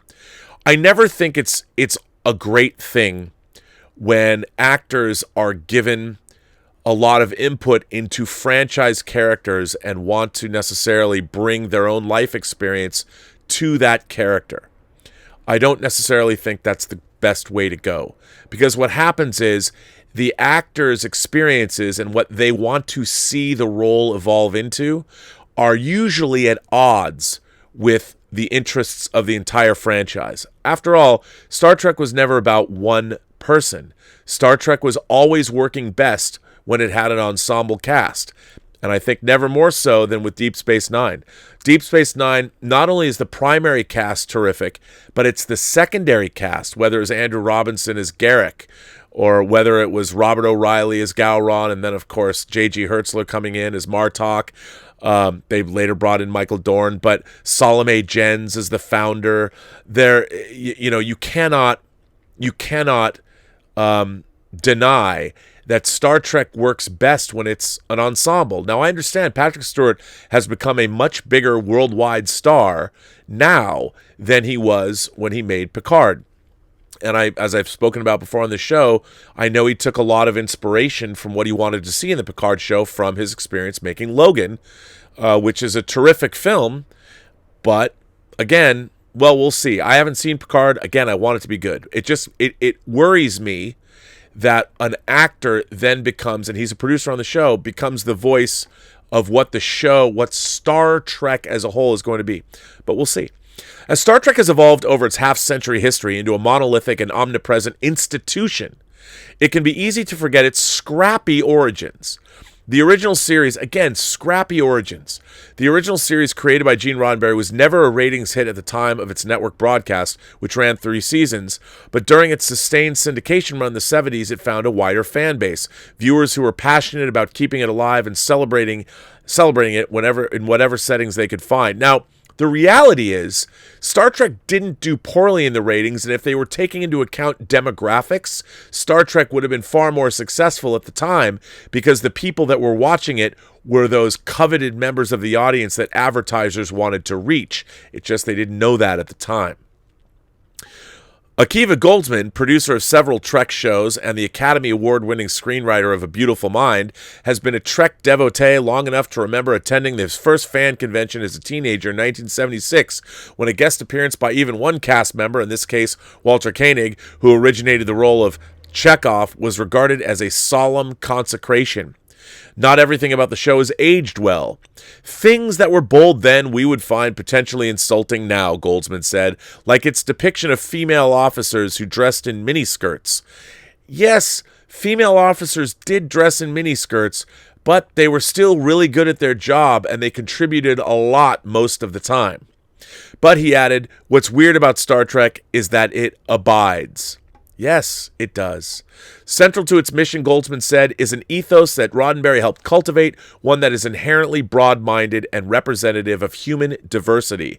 It's not value neutral, he said. Star Trek has always been upfront about going forward in a good, decent, inclusive way.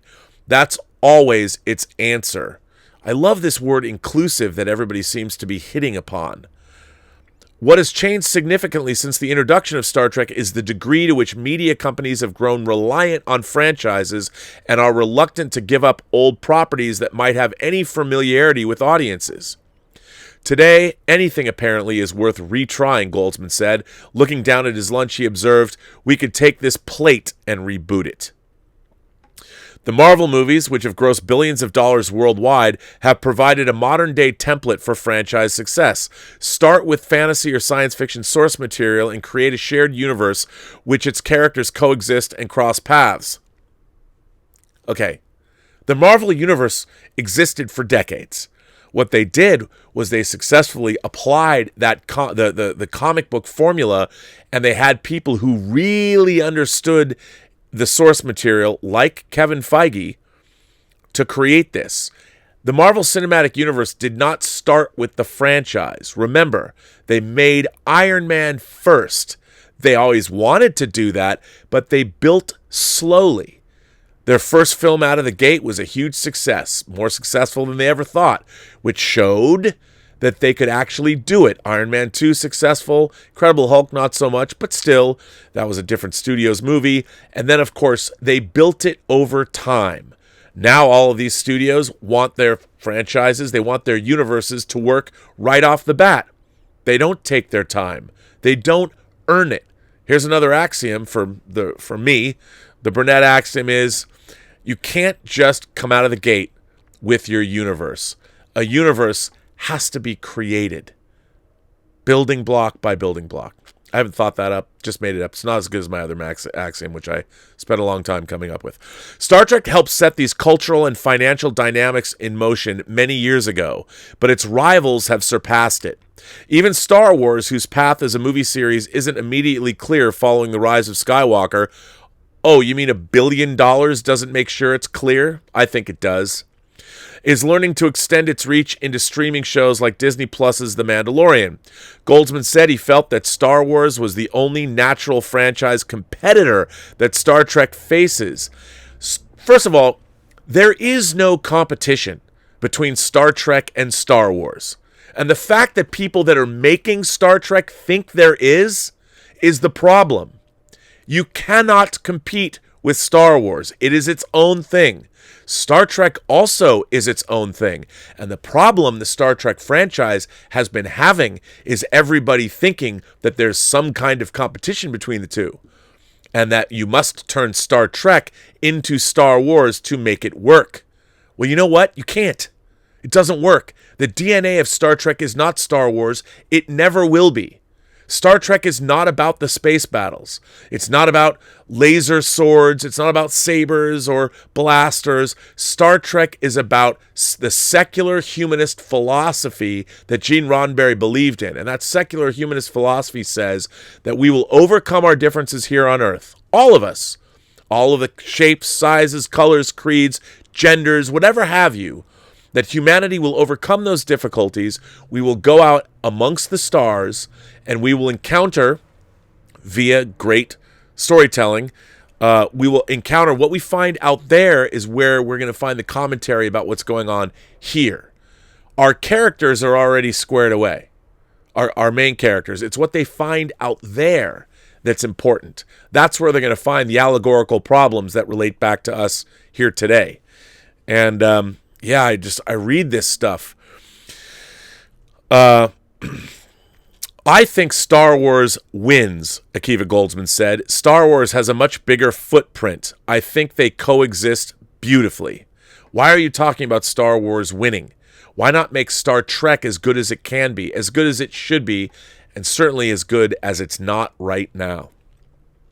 Shaban has explored the shaky and sometimes destructive relationships amongst media companies, creators, and fans in his novels like The Amazing Adventures of Cavalier and Clay, by the way, a book I adore, and has contributed to films based on fantasy properties like Spider-Man 2 and John Carter. He's been a Star Trek enthusiast since his teens and credits its obsessive fans with sustaining the franchise in fallow periods when there were no active series or films. Star Trek fandom kept Star Trek alive, he said. Actually, what's really interesting about that is there's always been, even when there's no Star Trek shows or films, Star Trek fandom, there were books being published, all kinds of books. There was merchandising, even in the 70s. There were Star Trek photo novels. There were Star Trek novels being published. So Star Trek fandom, it hasn't been just fandom that's kept Star Wars alive. It's also been corporate interests. Paramount has always had merchandising to keep it alive as well, and they've done quite a great job doing it. But he also has a wariness of fan culture, which he's seen turned fetishistic in a way that's easy for corporations to exploit.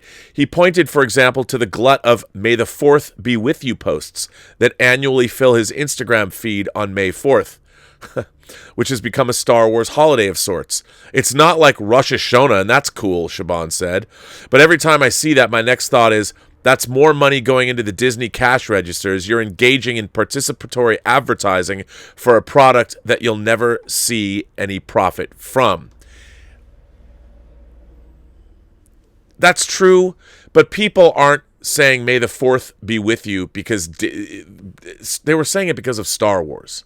They were saying it before Disney bought Star Wars. It's a fun fan thing to do. That's why people dress up when they go to the Harry Potter part of Universal Studios.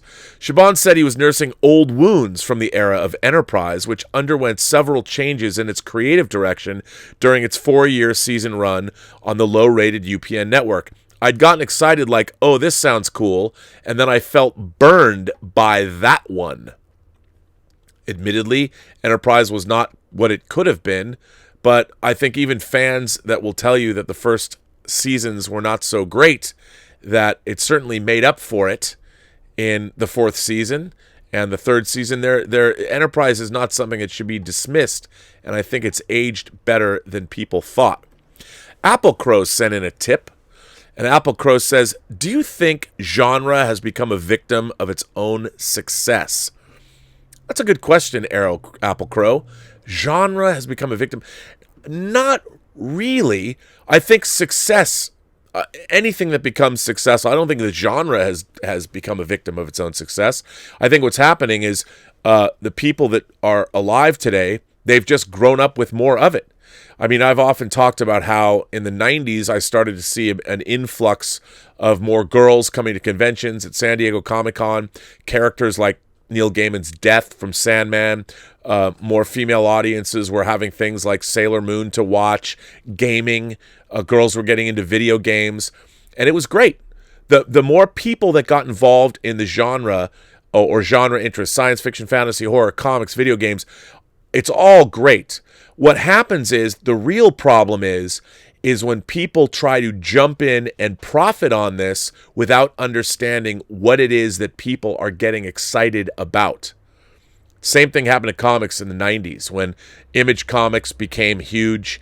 All these people were like, oh my God, let's jump into the comic book industry, without understanding that there's an idea that you can just that you can just go make something. You know, like this idea that, yes, a shared cinematic universe. Everybody wants a shared cinematic universe. Let's just make one. Well, you can't make a shared cinematic universe without first cultivating the audience that you want to watch that shared cinematic universe. Marvel, I'll tell you somebody else who did it really well when you had your main defectors, people like Jim Lee, Rob Liefeld, and then, of course, Todd McFarlane, amongst others, went and formed Image Comics. One of the people that did it right was Todd McFarlane. He started his own comic book, Spawn, and that's all he did. Rob Liefeld published a bunch of different books, but all Todd McFarlane did was publish Spawn. He published it every month. He got it out on time. Before he started making toys and all those other things, he developed a foundation from which to build his business from. Star Trek is not doing that. Star Trek is now, you got Picard, which is obviously Star Trek. They'll never release these numbers, but between Star Trek Discovery and Star Trek Picard, I'll bet you they've spent close to $1 billion. I mean, they certainly spent way too much money on Star Trek Into Darkness, but it's a lot of money. It's a staggering amount of money, and that's their problem. They're spending. They're trying to create. They're creating a universe without earning it. And what they need to do is they need to make Star Trek Discovery. There's been 2 seasons of Star Trek Discovery. Maybe Star Trek Picard will be great, although it gives me pause when no one's. Where are the reviews? Where are the reviews for Star Trek Picard? Where are they? I don't know. But why is there a media embargo? It's not like it isn't streaming on services worldwide. But are they trying to get as many people to sign up for CBS All Access before it begins? Is that why? It's very odd that maybe some reviews dropped today, but the show premieres on Thursday, and there has been a media embargo. People have gone to the show, they've seen the premiere. Who knows? So look, it's not the genre, it's the people that want to capitalize on the genre who aren't doing the work. It's always about people not doing the work. They're not doing what they should to make things be as successful as they should be, and that's problematic. That's problematic. So, yeah, you have to cultivate your audience. You have to earn. Success is earned, and the Marvel Cinematic Universe was done very, very successfully, very methodically by people, starting with Kevin Feige, who really understood what they were doing. And sometimes when someone like, say, Alan Taylor directing Thor: The Dark World didn't work out as well as they would have hoped, they were able to make a course correction and do other things. And the people that are running Marvel know exactly what they're doing. And it's a joy to behold. Evan Newman sent in a tip. Bummer news about Mindhunter. Sounds like season 3 is a long way off or may never happen. Great show. I was especially looking forward to seeing how the BTK case would be dealt with as the show continued and eventually concluded.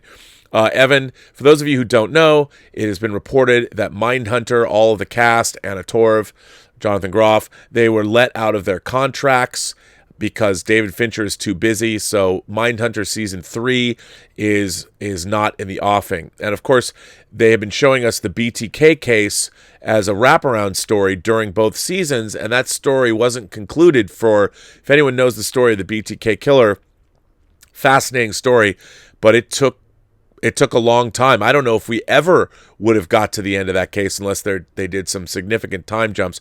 Very sad. I really love Mindhunter. It was one of my favorite shows on TV or streaming on Netflix. Certainly one of their best shows, and so beautifully made and so beautifully acted. I'm sorry. Hopefully maybe one day we'll get it.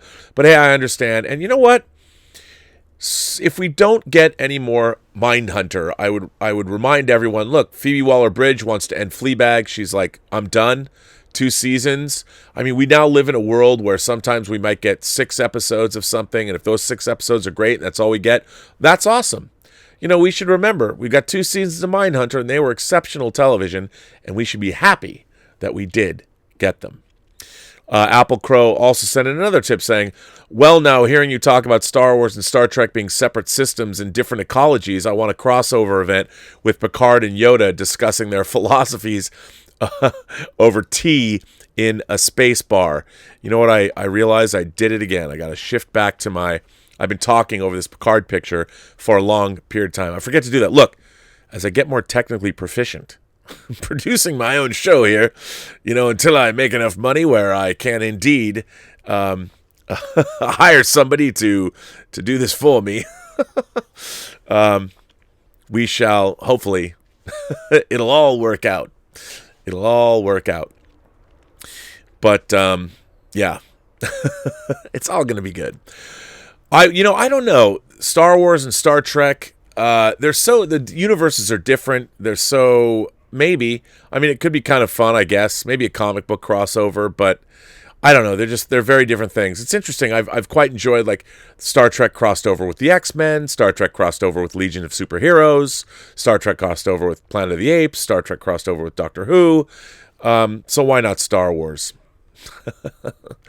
Joseph sent in a tip and says, you betray me, Rob. I went back and watched the part about Voyager. I gotta disagree completely. I believe Voyager was the perfect definition of explore strange new worlds, new life and new civilizations, and boldly going where no man has gone before. Well, but Joseph, I'm not necessarily saying that that's not true, but indeed, as I was explaining earlier, I think that Voyager was a show made up of Star Trek tropes. Dancing Dog 60 says, Robert O., you are so correct that our universe has to be earned. Remember back in the 70s that Atlas Comics project that was created by Martin Goodman? Those books only lasted about 3 issues, and I hear Paramount actually has the rights to Atlas. That's very true. I don't know if Paramount, I've heard that Paramount has the rights. But yeah, I mean, I don't understand. Everybody thinks that, and I get it. Everybody wants a cinematic universe because they look at, well, Marvel's making this much money. How much trouble can that be? You know, and it can be a lot of trouble. You know, you have to have, it's already hard enough to make a great movie, but to think that you're going to have some kind of a way to just magically create a film franchise that works. Star Wars has been around for 40 years and they can't make a franchise that works entirely. It's a hard thing to do. It's a very hard thing to do.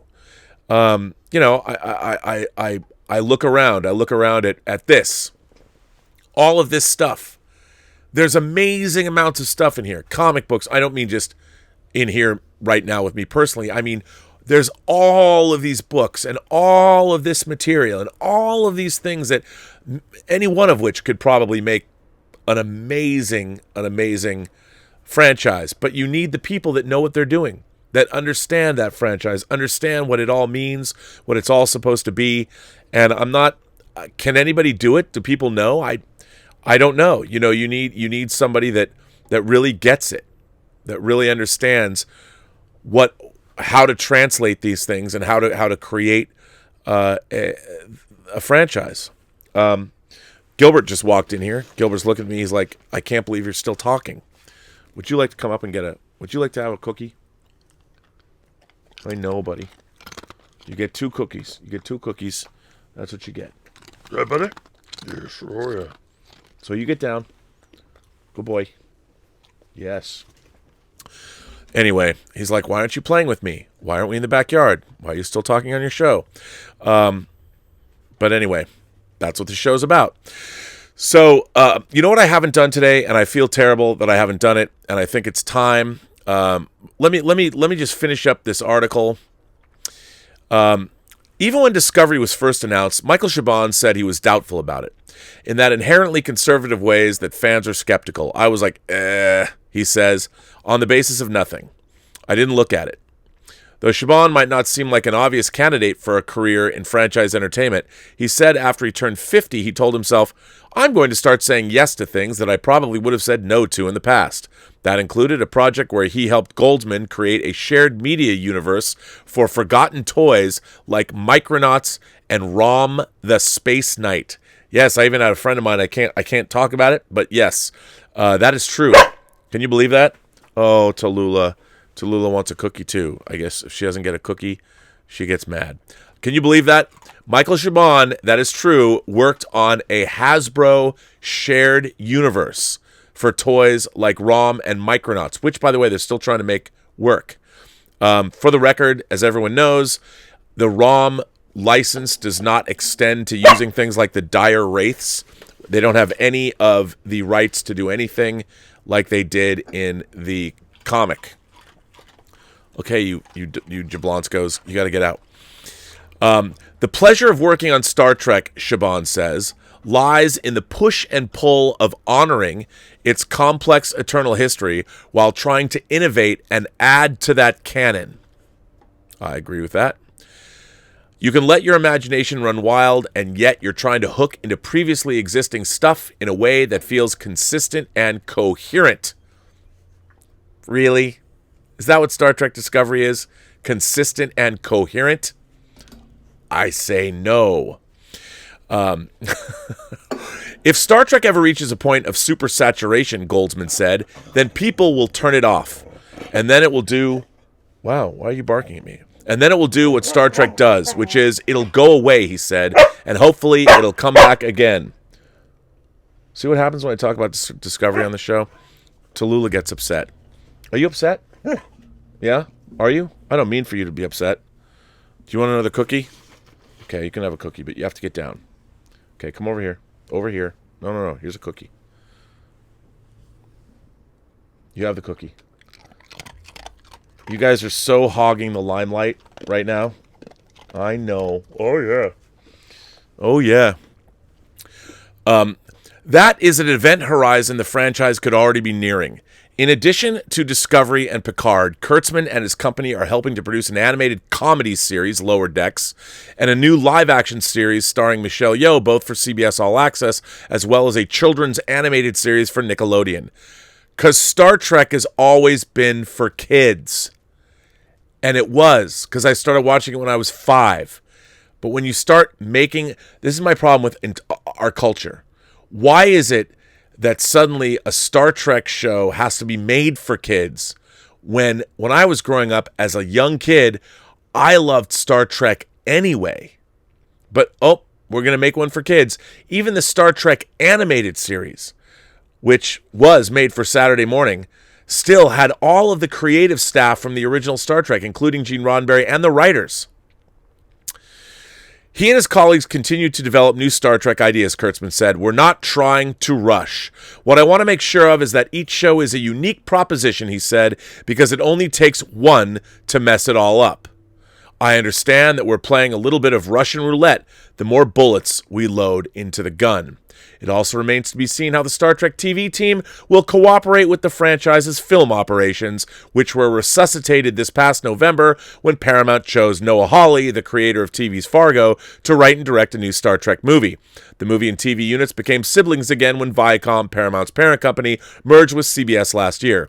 Kurtzman said that there had not been any real conversations between Star Trek movie and TV hemispheres for nearly a decade, adding, the ink's not quite dry on the merger, so it'll take a bit of time for the integration of the two companies to bear fruit.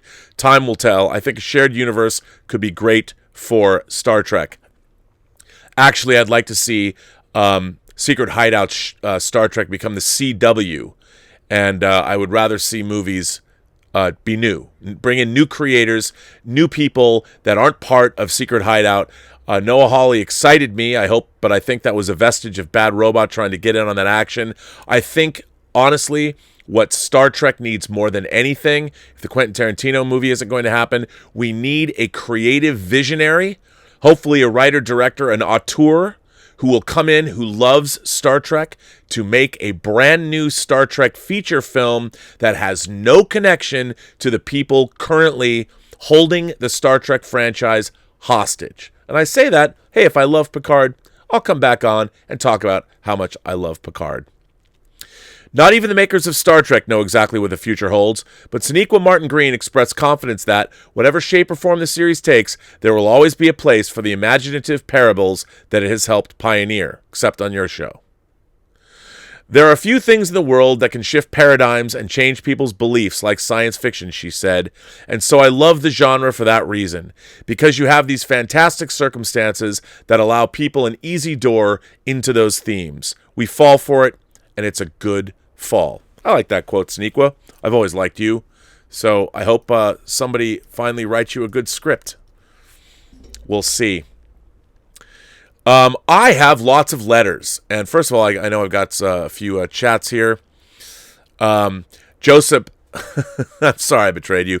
Dancing Dog 60 says, Robert, oh, you were so correct that our universe has to be earned. Remember, I already read that one. Sorry, I didn't mean to to read it again.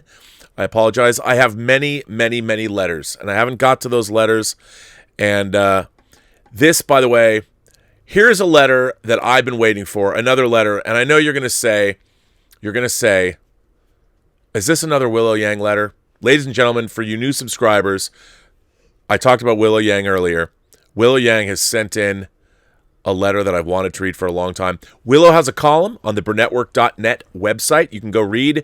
You can read her past letters. They're all worth reading. It is called Willow Talk, because when her and Vesna aren't talking about what happens on pillows, actually, Willow is writing letters for me for my Willow Talk column on her Willow Talk column on the Burnettwork.net website. So, ladies and gentlemen, once again, this, my friends, this is a Willow Yang letter. And when you hear what it's about, let me. I got to get front and center to do this one, because this. Greetings, Rob. I'm just gonna let Willow take it away. Greetings, Rob. Several days ago, my mom watched The Godfather for the first time. Here's a rough translation of the conversation that we had, both before her viewing of the movie and after. Just a bit of background information. My mom has read and really enjoyed Mario Puzo's original novel. She was actually the one who turned me on to the Godfather movies by telling me how entertaining the book was. She never got around to watching any of the films, however. Then one day I walked into the house to hear her playing the Godfather waltz on YouTube. Me. Why are you listening to the Godfather theme? How did you know this was from the Godfather? It's a very famous theme. Almost everyone knows it. I just wanted to hear some songs. Is there any singing in this? Me, no, it's just music. I really like the Godfather novel. I read a Chinese translated version of it. I know. You've told me that before. People say that the movie is better than the book, though. Have you watched the movie? Yes. Did you like it? It's a very well-made movie with very good performances. It's just not really to my taste. I really like the book. There are a lot of similarities between Chinese and Italian values. I know, but people say that the book isn't actually that great. The movie is supposed to be a lot better. It's considered to be one of the best films ever made. You really should watch it. To my surprise, a little while later, I saw my mom watching the first Godfather. She watched the movie in chunks, where she'd play a part of it, pause it, do some stuff, and then go back and continue on watching it. At one point, she actually paused the movie during the wedding scene in the beginning, right when Sonny's wife was indicating the size of Sonny's penis. It made me feel a little awkward. The next day, I returned home from work to see that she was still watching The Godfather. Me. How far along are you with The Godfather? Mom. I'm rewatching it right now. It was hard for me to understand the movie the first time. I find it much easier to understand now the second time around. Me. You don't understand the story? But I thought you'd read the novel. That was in the 80s. I can't remember what happened in it now. Well, so do you like the movie? It's quite entertaining. I really like the old man. You mean Marlon Brando? Yes, he's a great actor. Well, what about Al Pacino? Who's that? The guy who played Michael, the youngest son? Oh, he's okay. I don't think he's anything special.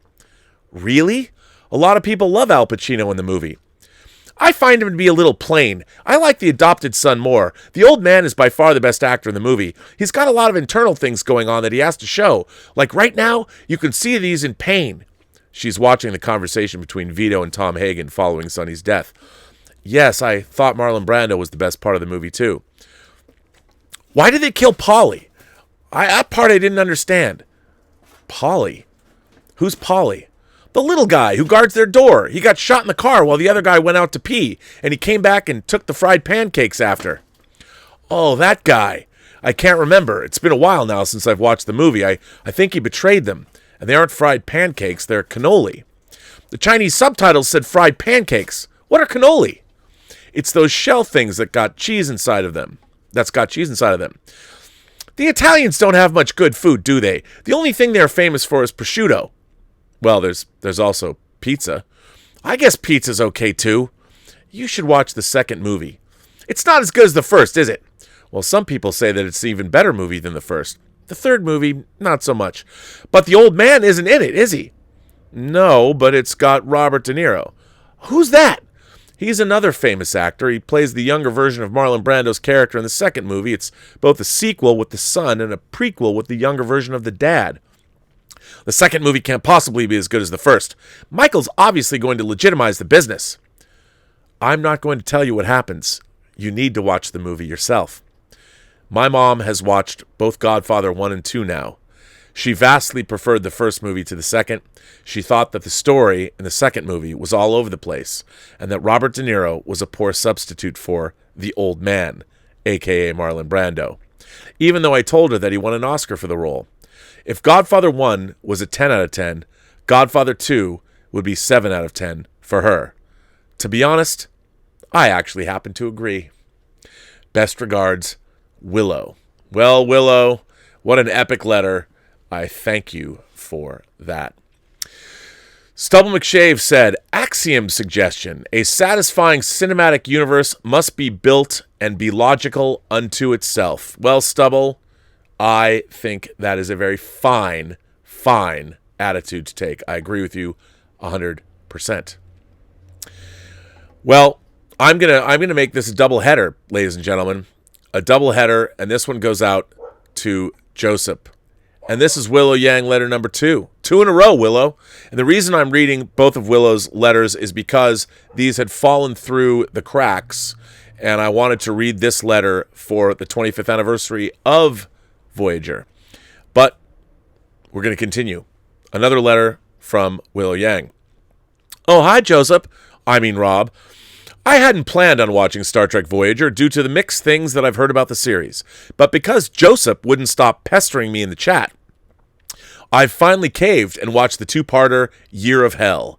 And to prove that I did actually watch the episodes, I'm sending over my thoughts on them. Just a bit of background information. I knew very little about Voyager going in. The only information I had was that it featured Captain Janeway.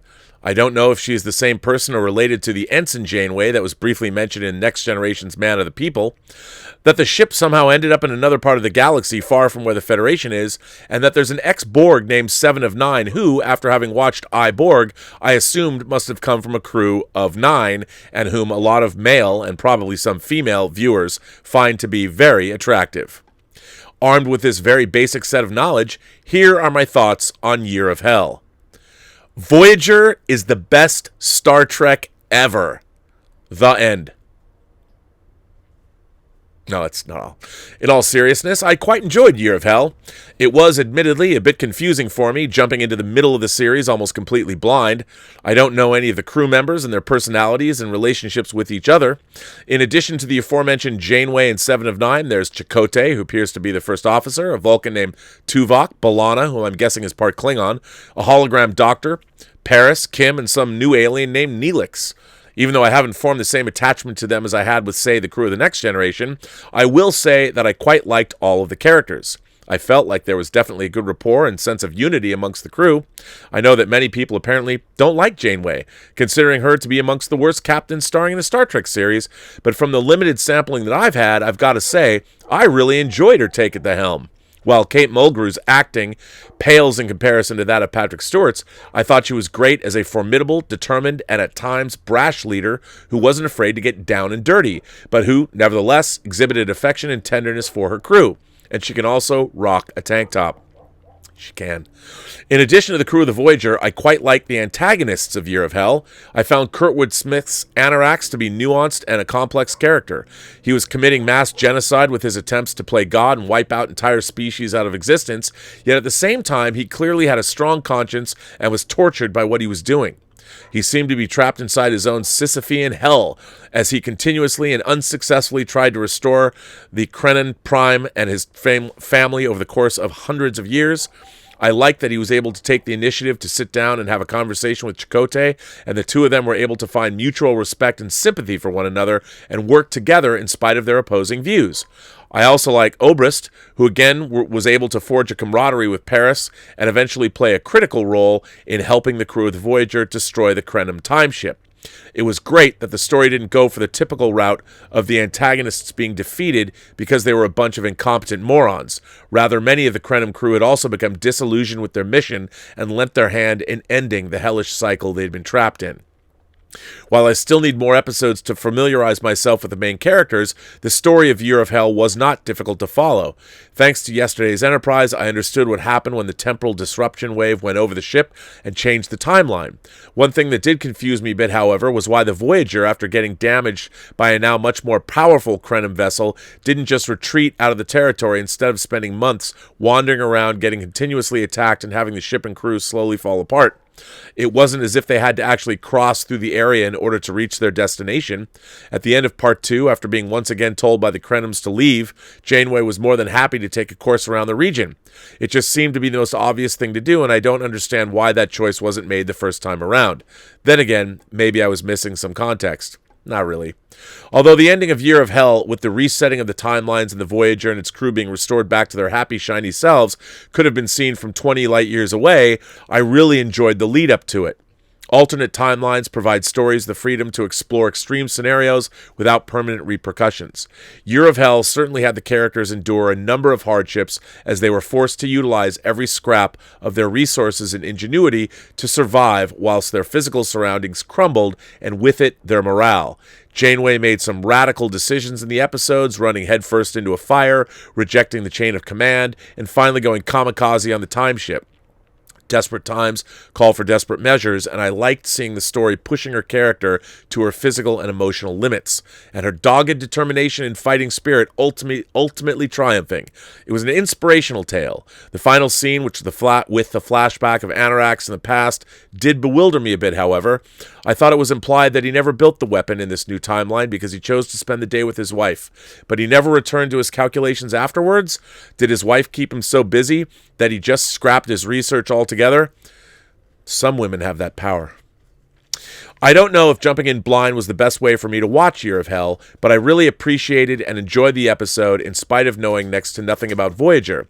I thought it featured an interesting and diverse set of characters led by a captain who, from the small sampling that I've had, possessed a good balance. The dogs are eating something, between strength and grit and compassion and care for her crew. I'm still not completely sure if I'd watch the entire series given the sheer volume of other content I need to catch up on, but I definitely take recommendations for specific episodes. Will Joseph stop saying that I betray him? Live long and prosper, Willow. Well, Willow, there's a double header. A Willow Yang double header, man. And look, Joseph just said 25 minutes ago, tipped me to say that I betrayed him. So what does that say?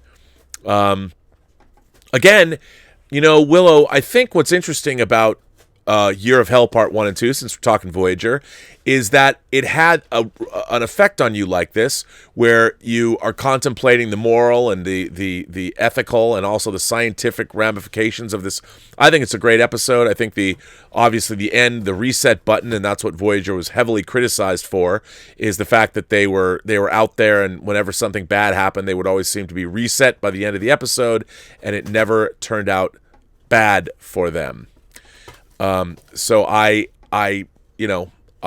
tend to agree with you. So yeah, interesting. This letter comes from Jason Webster. Hi, Rob. I hope you and the Post-Geek Singularity had a wonderful Christmas and New Year period. I heard from the people who are extremely knowledgeable on Frank Herbert's Dune and YouTube channels say that things are encouraging for a good Dune adaptation from Denis Villeneuve, which is released later this year. These reports have left me eagerly anticipating the film.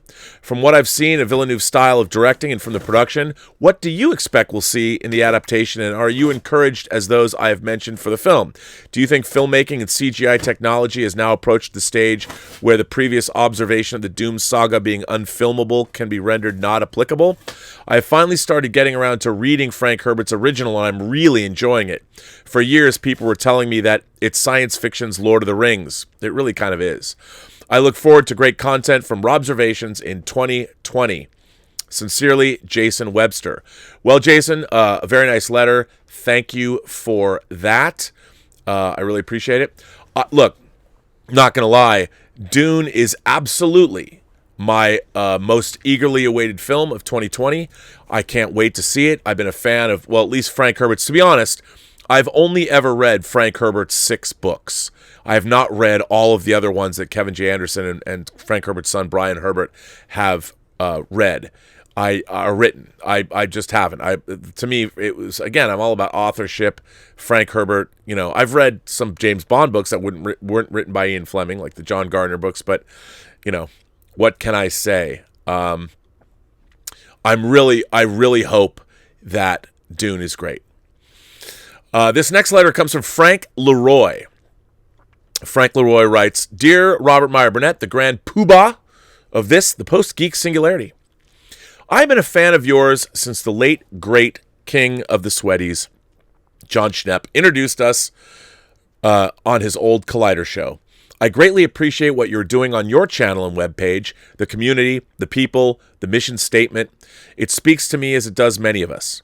It is something that I think is needed as we, especially through the technology, can and have become more tribal, as it were. To champion the Post-Geek Singularity and to create a platform, a group where imagination and the love of media in all of its glorious forms, and to where we can appreciate each other's opinions without fear of malice or hate, and gather, it's an awesome thing. When I watch your show, when I participate in the chat, and when I peruse the articles on your page, I get a sense that I'm amongst friends, work, and family. If I were a pious man, I would say, Robert, that you, sir, are doing the Lord's work. Wow. My initial intent of this letter was to voice my feelings on the fate of Star Wars films, its home runs, its failings, and to wax poetic about the what-ifs, as I and many others continue to struggle through the various stages of grief. But as I began to put thought onto paper while I listened to some of your shows, I was inspired to take it into a different direction. I am a father of 2, a 13-year-old son and an 11-year-old girl. Once I became a father, I made a few promises to myself. To be a better father to my children and than my own was to me. To instill a love of scouting into my children, as it was a major influence in my life. I myself being an Eagle Scout. And to pass on a love of the geek of imagination onto them as well. I am proud to say that both of my children are active in scouting and that they both have a love of geekdom and imagination. My son has watched most of the same cartoons from my childhood in the 80s and 90s, Transformers, G.I. Joe, Robotech. He is a hardcore original trilogy fan of Star Wars and is currently watching Ron Moore's Battlestar Galactica series, while my daughter has embraced the Harry Potter series as well as being entranced with the Arthurian legends. She is currently reading The Once and Future King while also watching the lighthearted BBC Merlin series, or as I jokingly call it, the medieval Smallville. That's awesome. Both have begun reading old trade paperbacks and were avid tabletop board gamers and RPGers. One thing that I've dealt with while I've begun my journey to raise 2 children in the Post-Geek Singularity is that technology, while a great and wondrous thing, can also become somewhat of a detriment.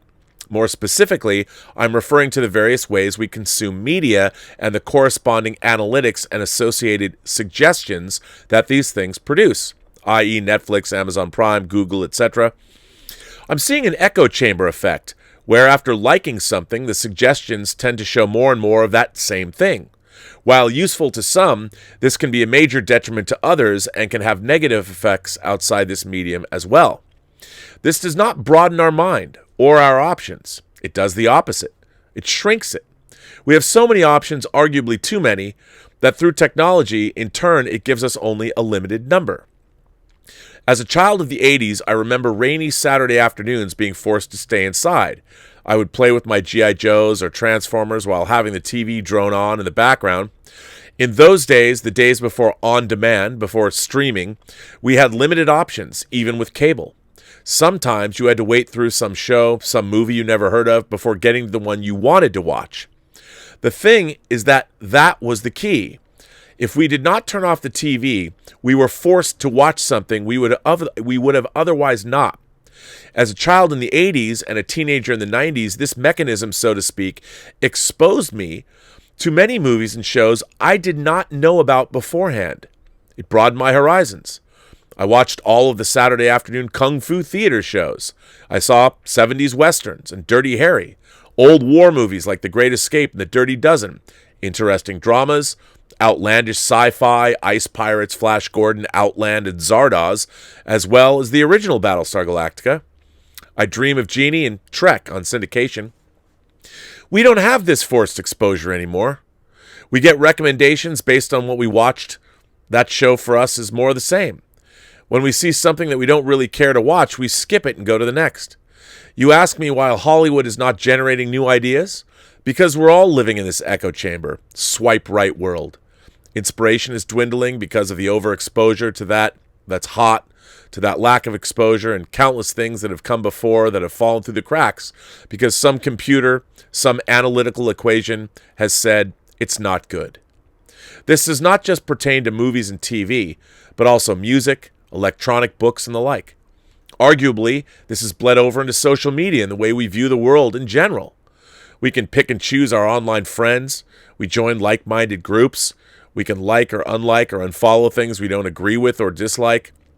While this can on one hand be likened as a gardener pulling the weeds, it also means that our likes and dislikes are reinforced due to the content, conversation, friends, and family that we have online.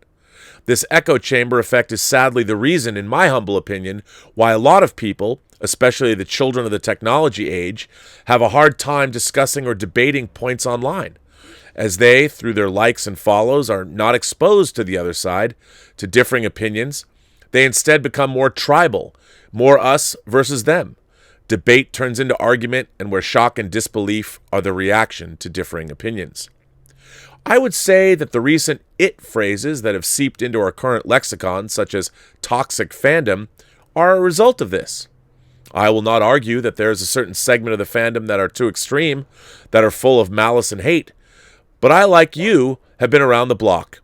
10 to 15 years ago, this group was not called toxic fandom. They were simply trolls.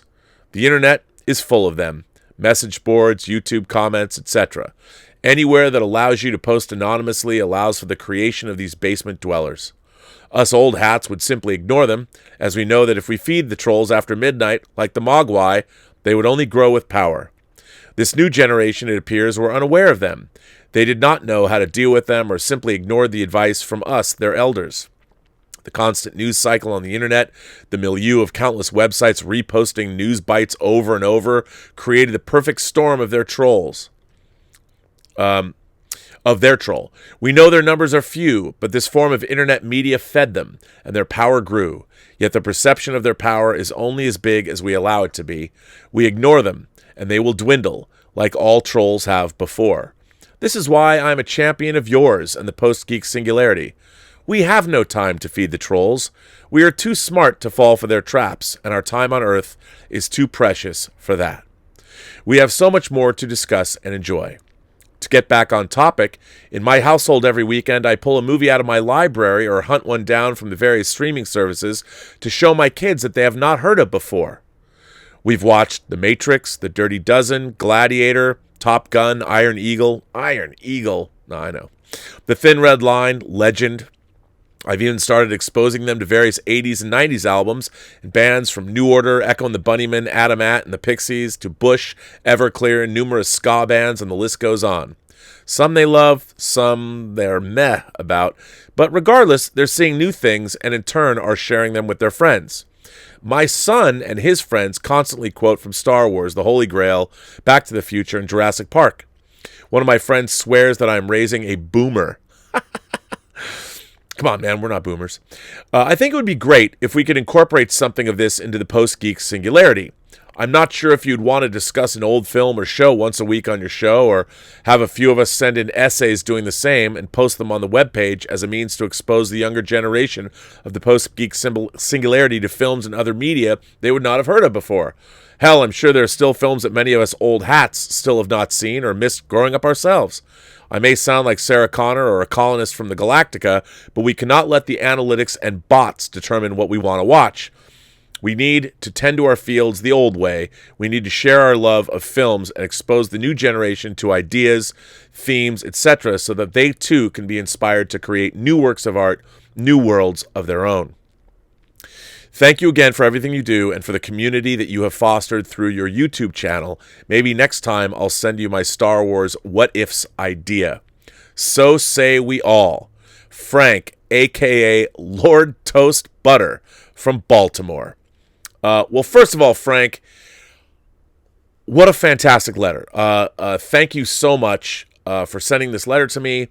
I very much appreciate what you've said here. Now, I think one of my goals, if not the goal of this channel, is I started this channel to just share my enthusiasm for everything that I loved.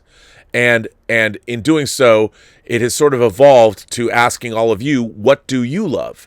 And that's why I like to read letters on the show, and that's why I like to continue this conversation, because there is so much out there, and I am not saying that I've seen everything. I certainly am not, but I have spent most of my life as a student of all of this material.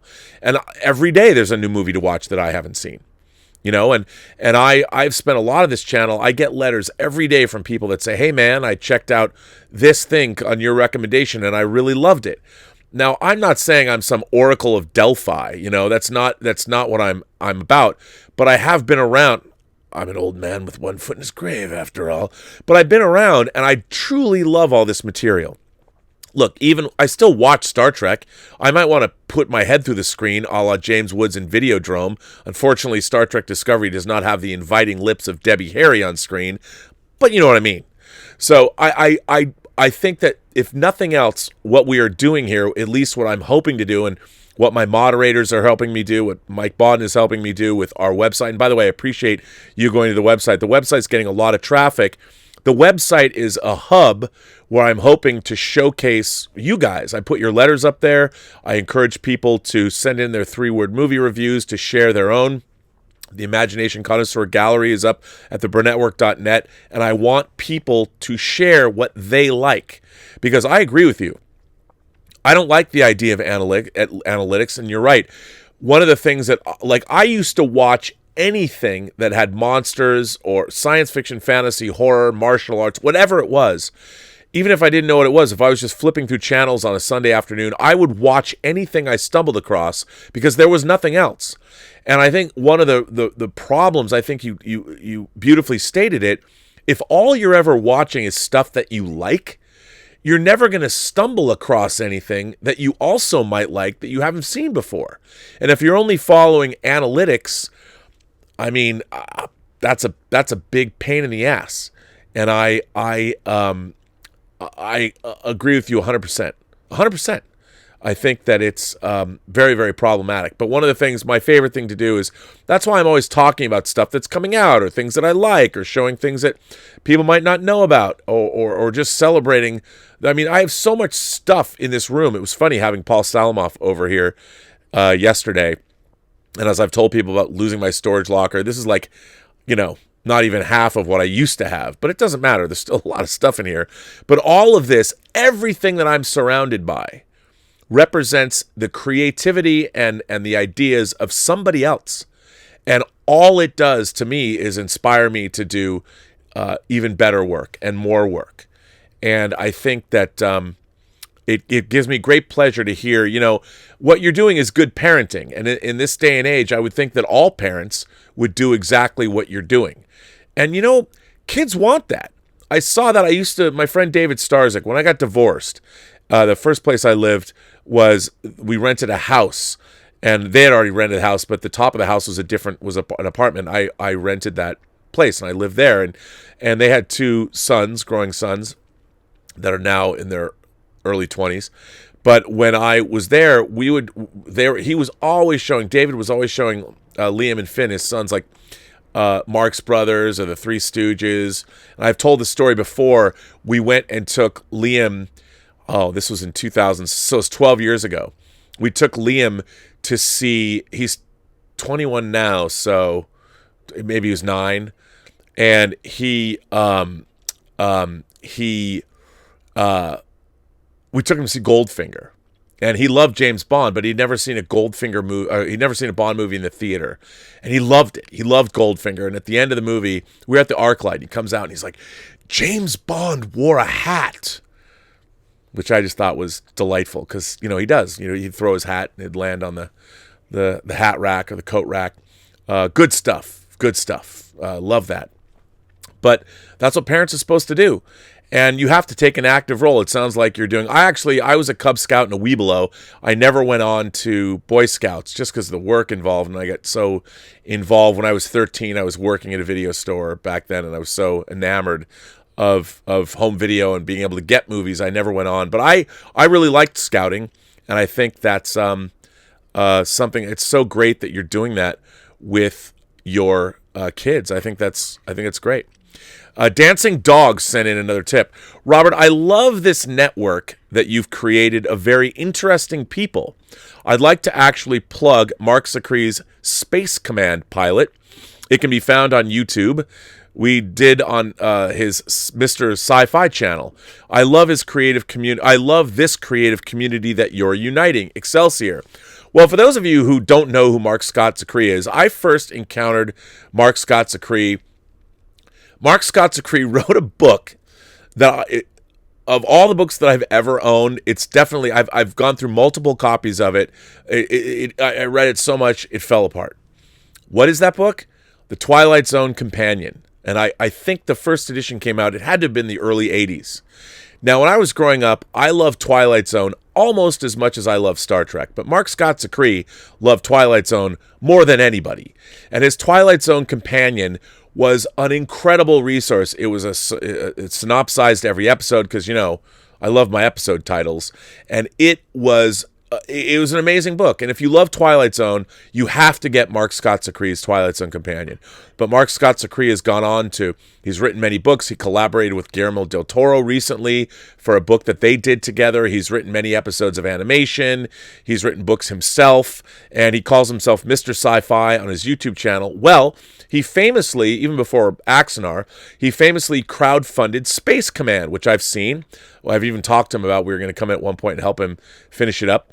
But it's a pilot that has many people that you will recognize, many actors that you will recognize, including Saru himself, Doug Jones, and Mila Furlan from Babylon 5. And I thought Space Command was a great effort, really well done. It took him a long time, a lot of perseverance, and it'd be interesting to see what he could do with a big budget. But Dancing Dog, I really appreciate your kind words. I hope that, we've had an influx. I'll tell you something funny. So there were comments on, obviously, I'm thankful to all of you new subscribers and all the people that are here for the first time. It's amazing and welcome. But I've been getting a lot of people that didn't know me and didn't know what this show was all about. And the only thing they've ever watched me do was the review I did of the Duel of the Fates script, Colin Trevorrow's episode 9 Duel of the Fates script. And I got some questions like, "Fuck you, dude. Shut the fuck up. We just want to know what the script is. I mean, why don't you stop talking?"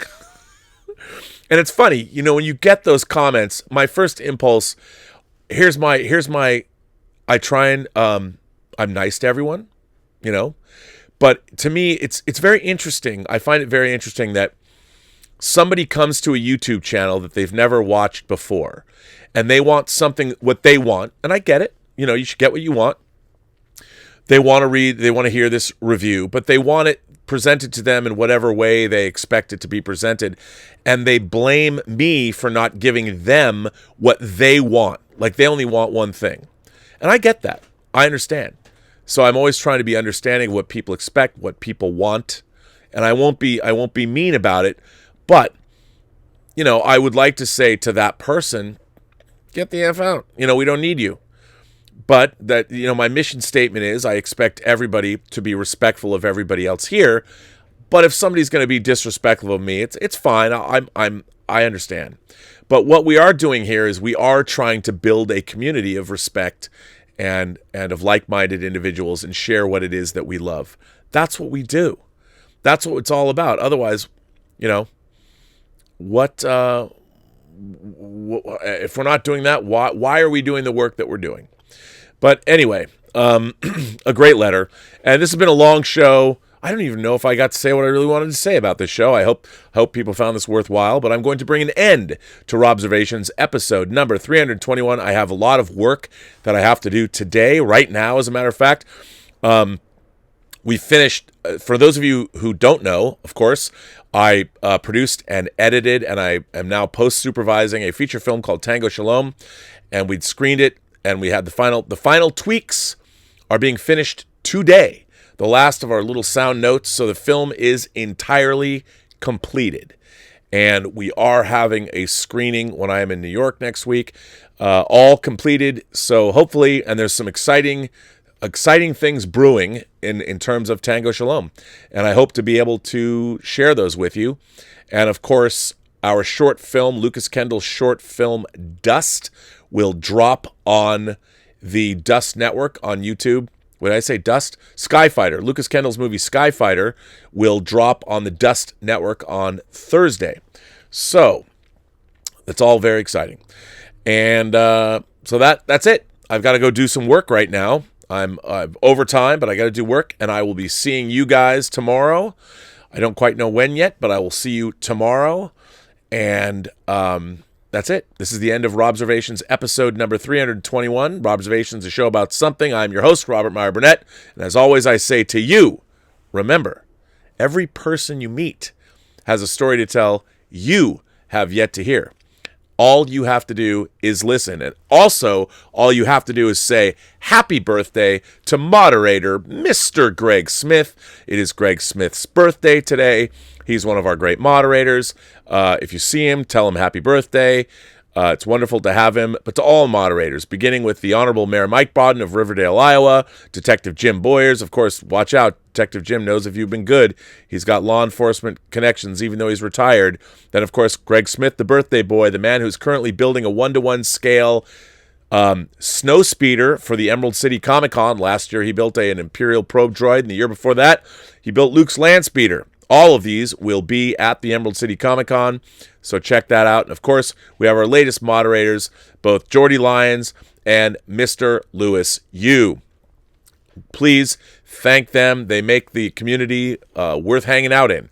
And I want to thank everybody for the ongoing support of the channel. Please go to the website, theburnettwork.net. Send me letters. I got tons of letters to get through. I promise I won't talk so much or read so much tomorrow. I will, in fact, read more letters. And once again, I will say to all of you, have a better day.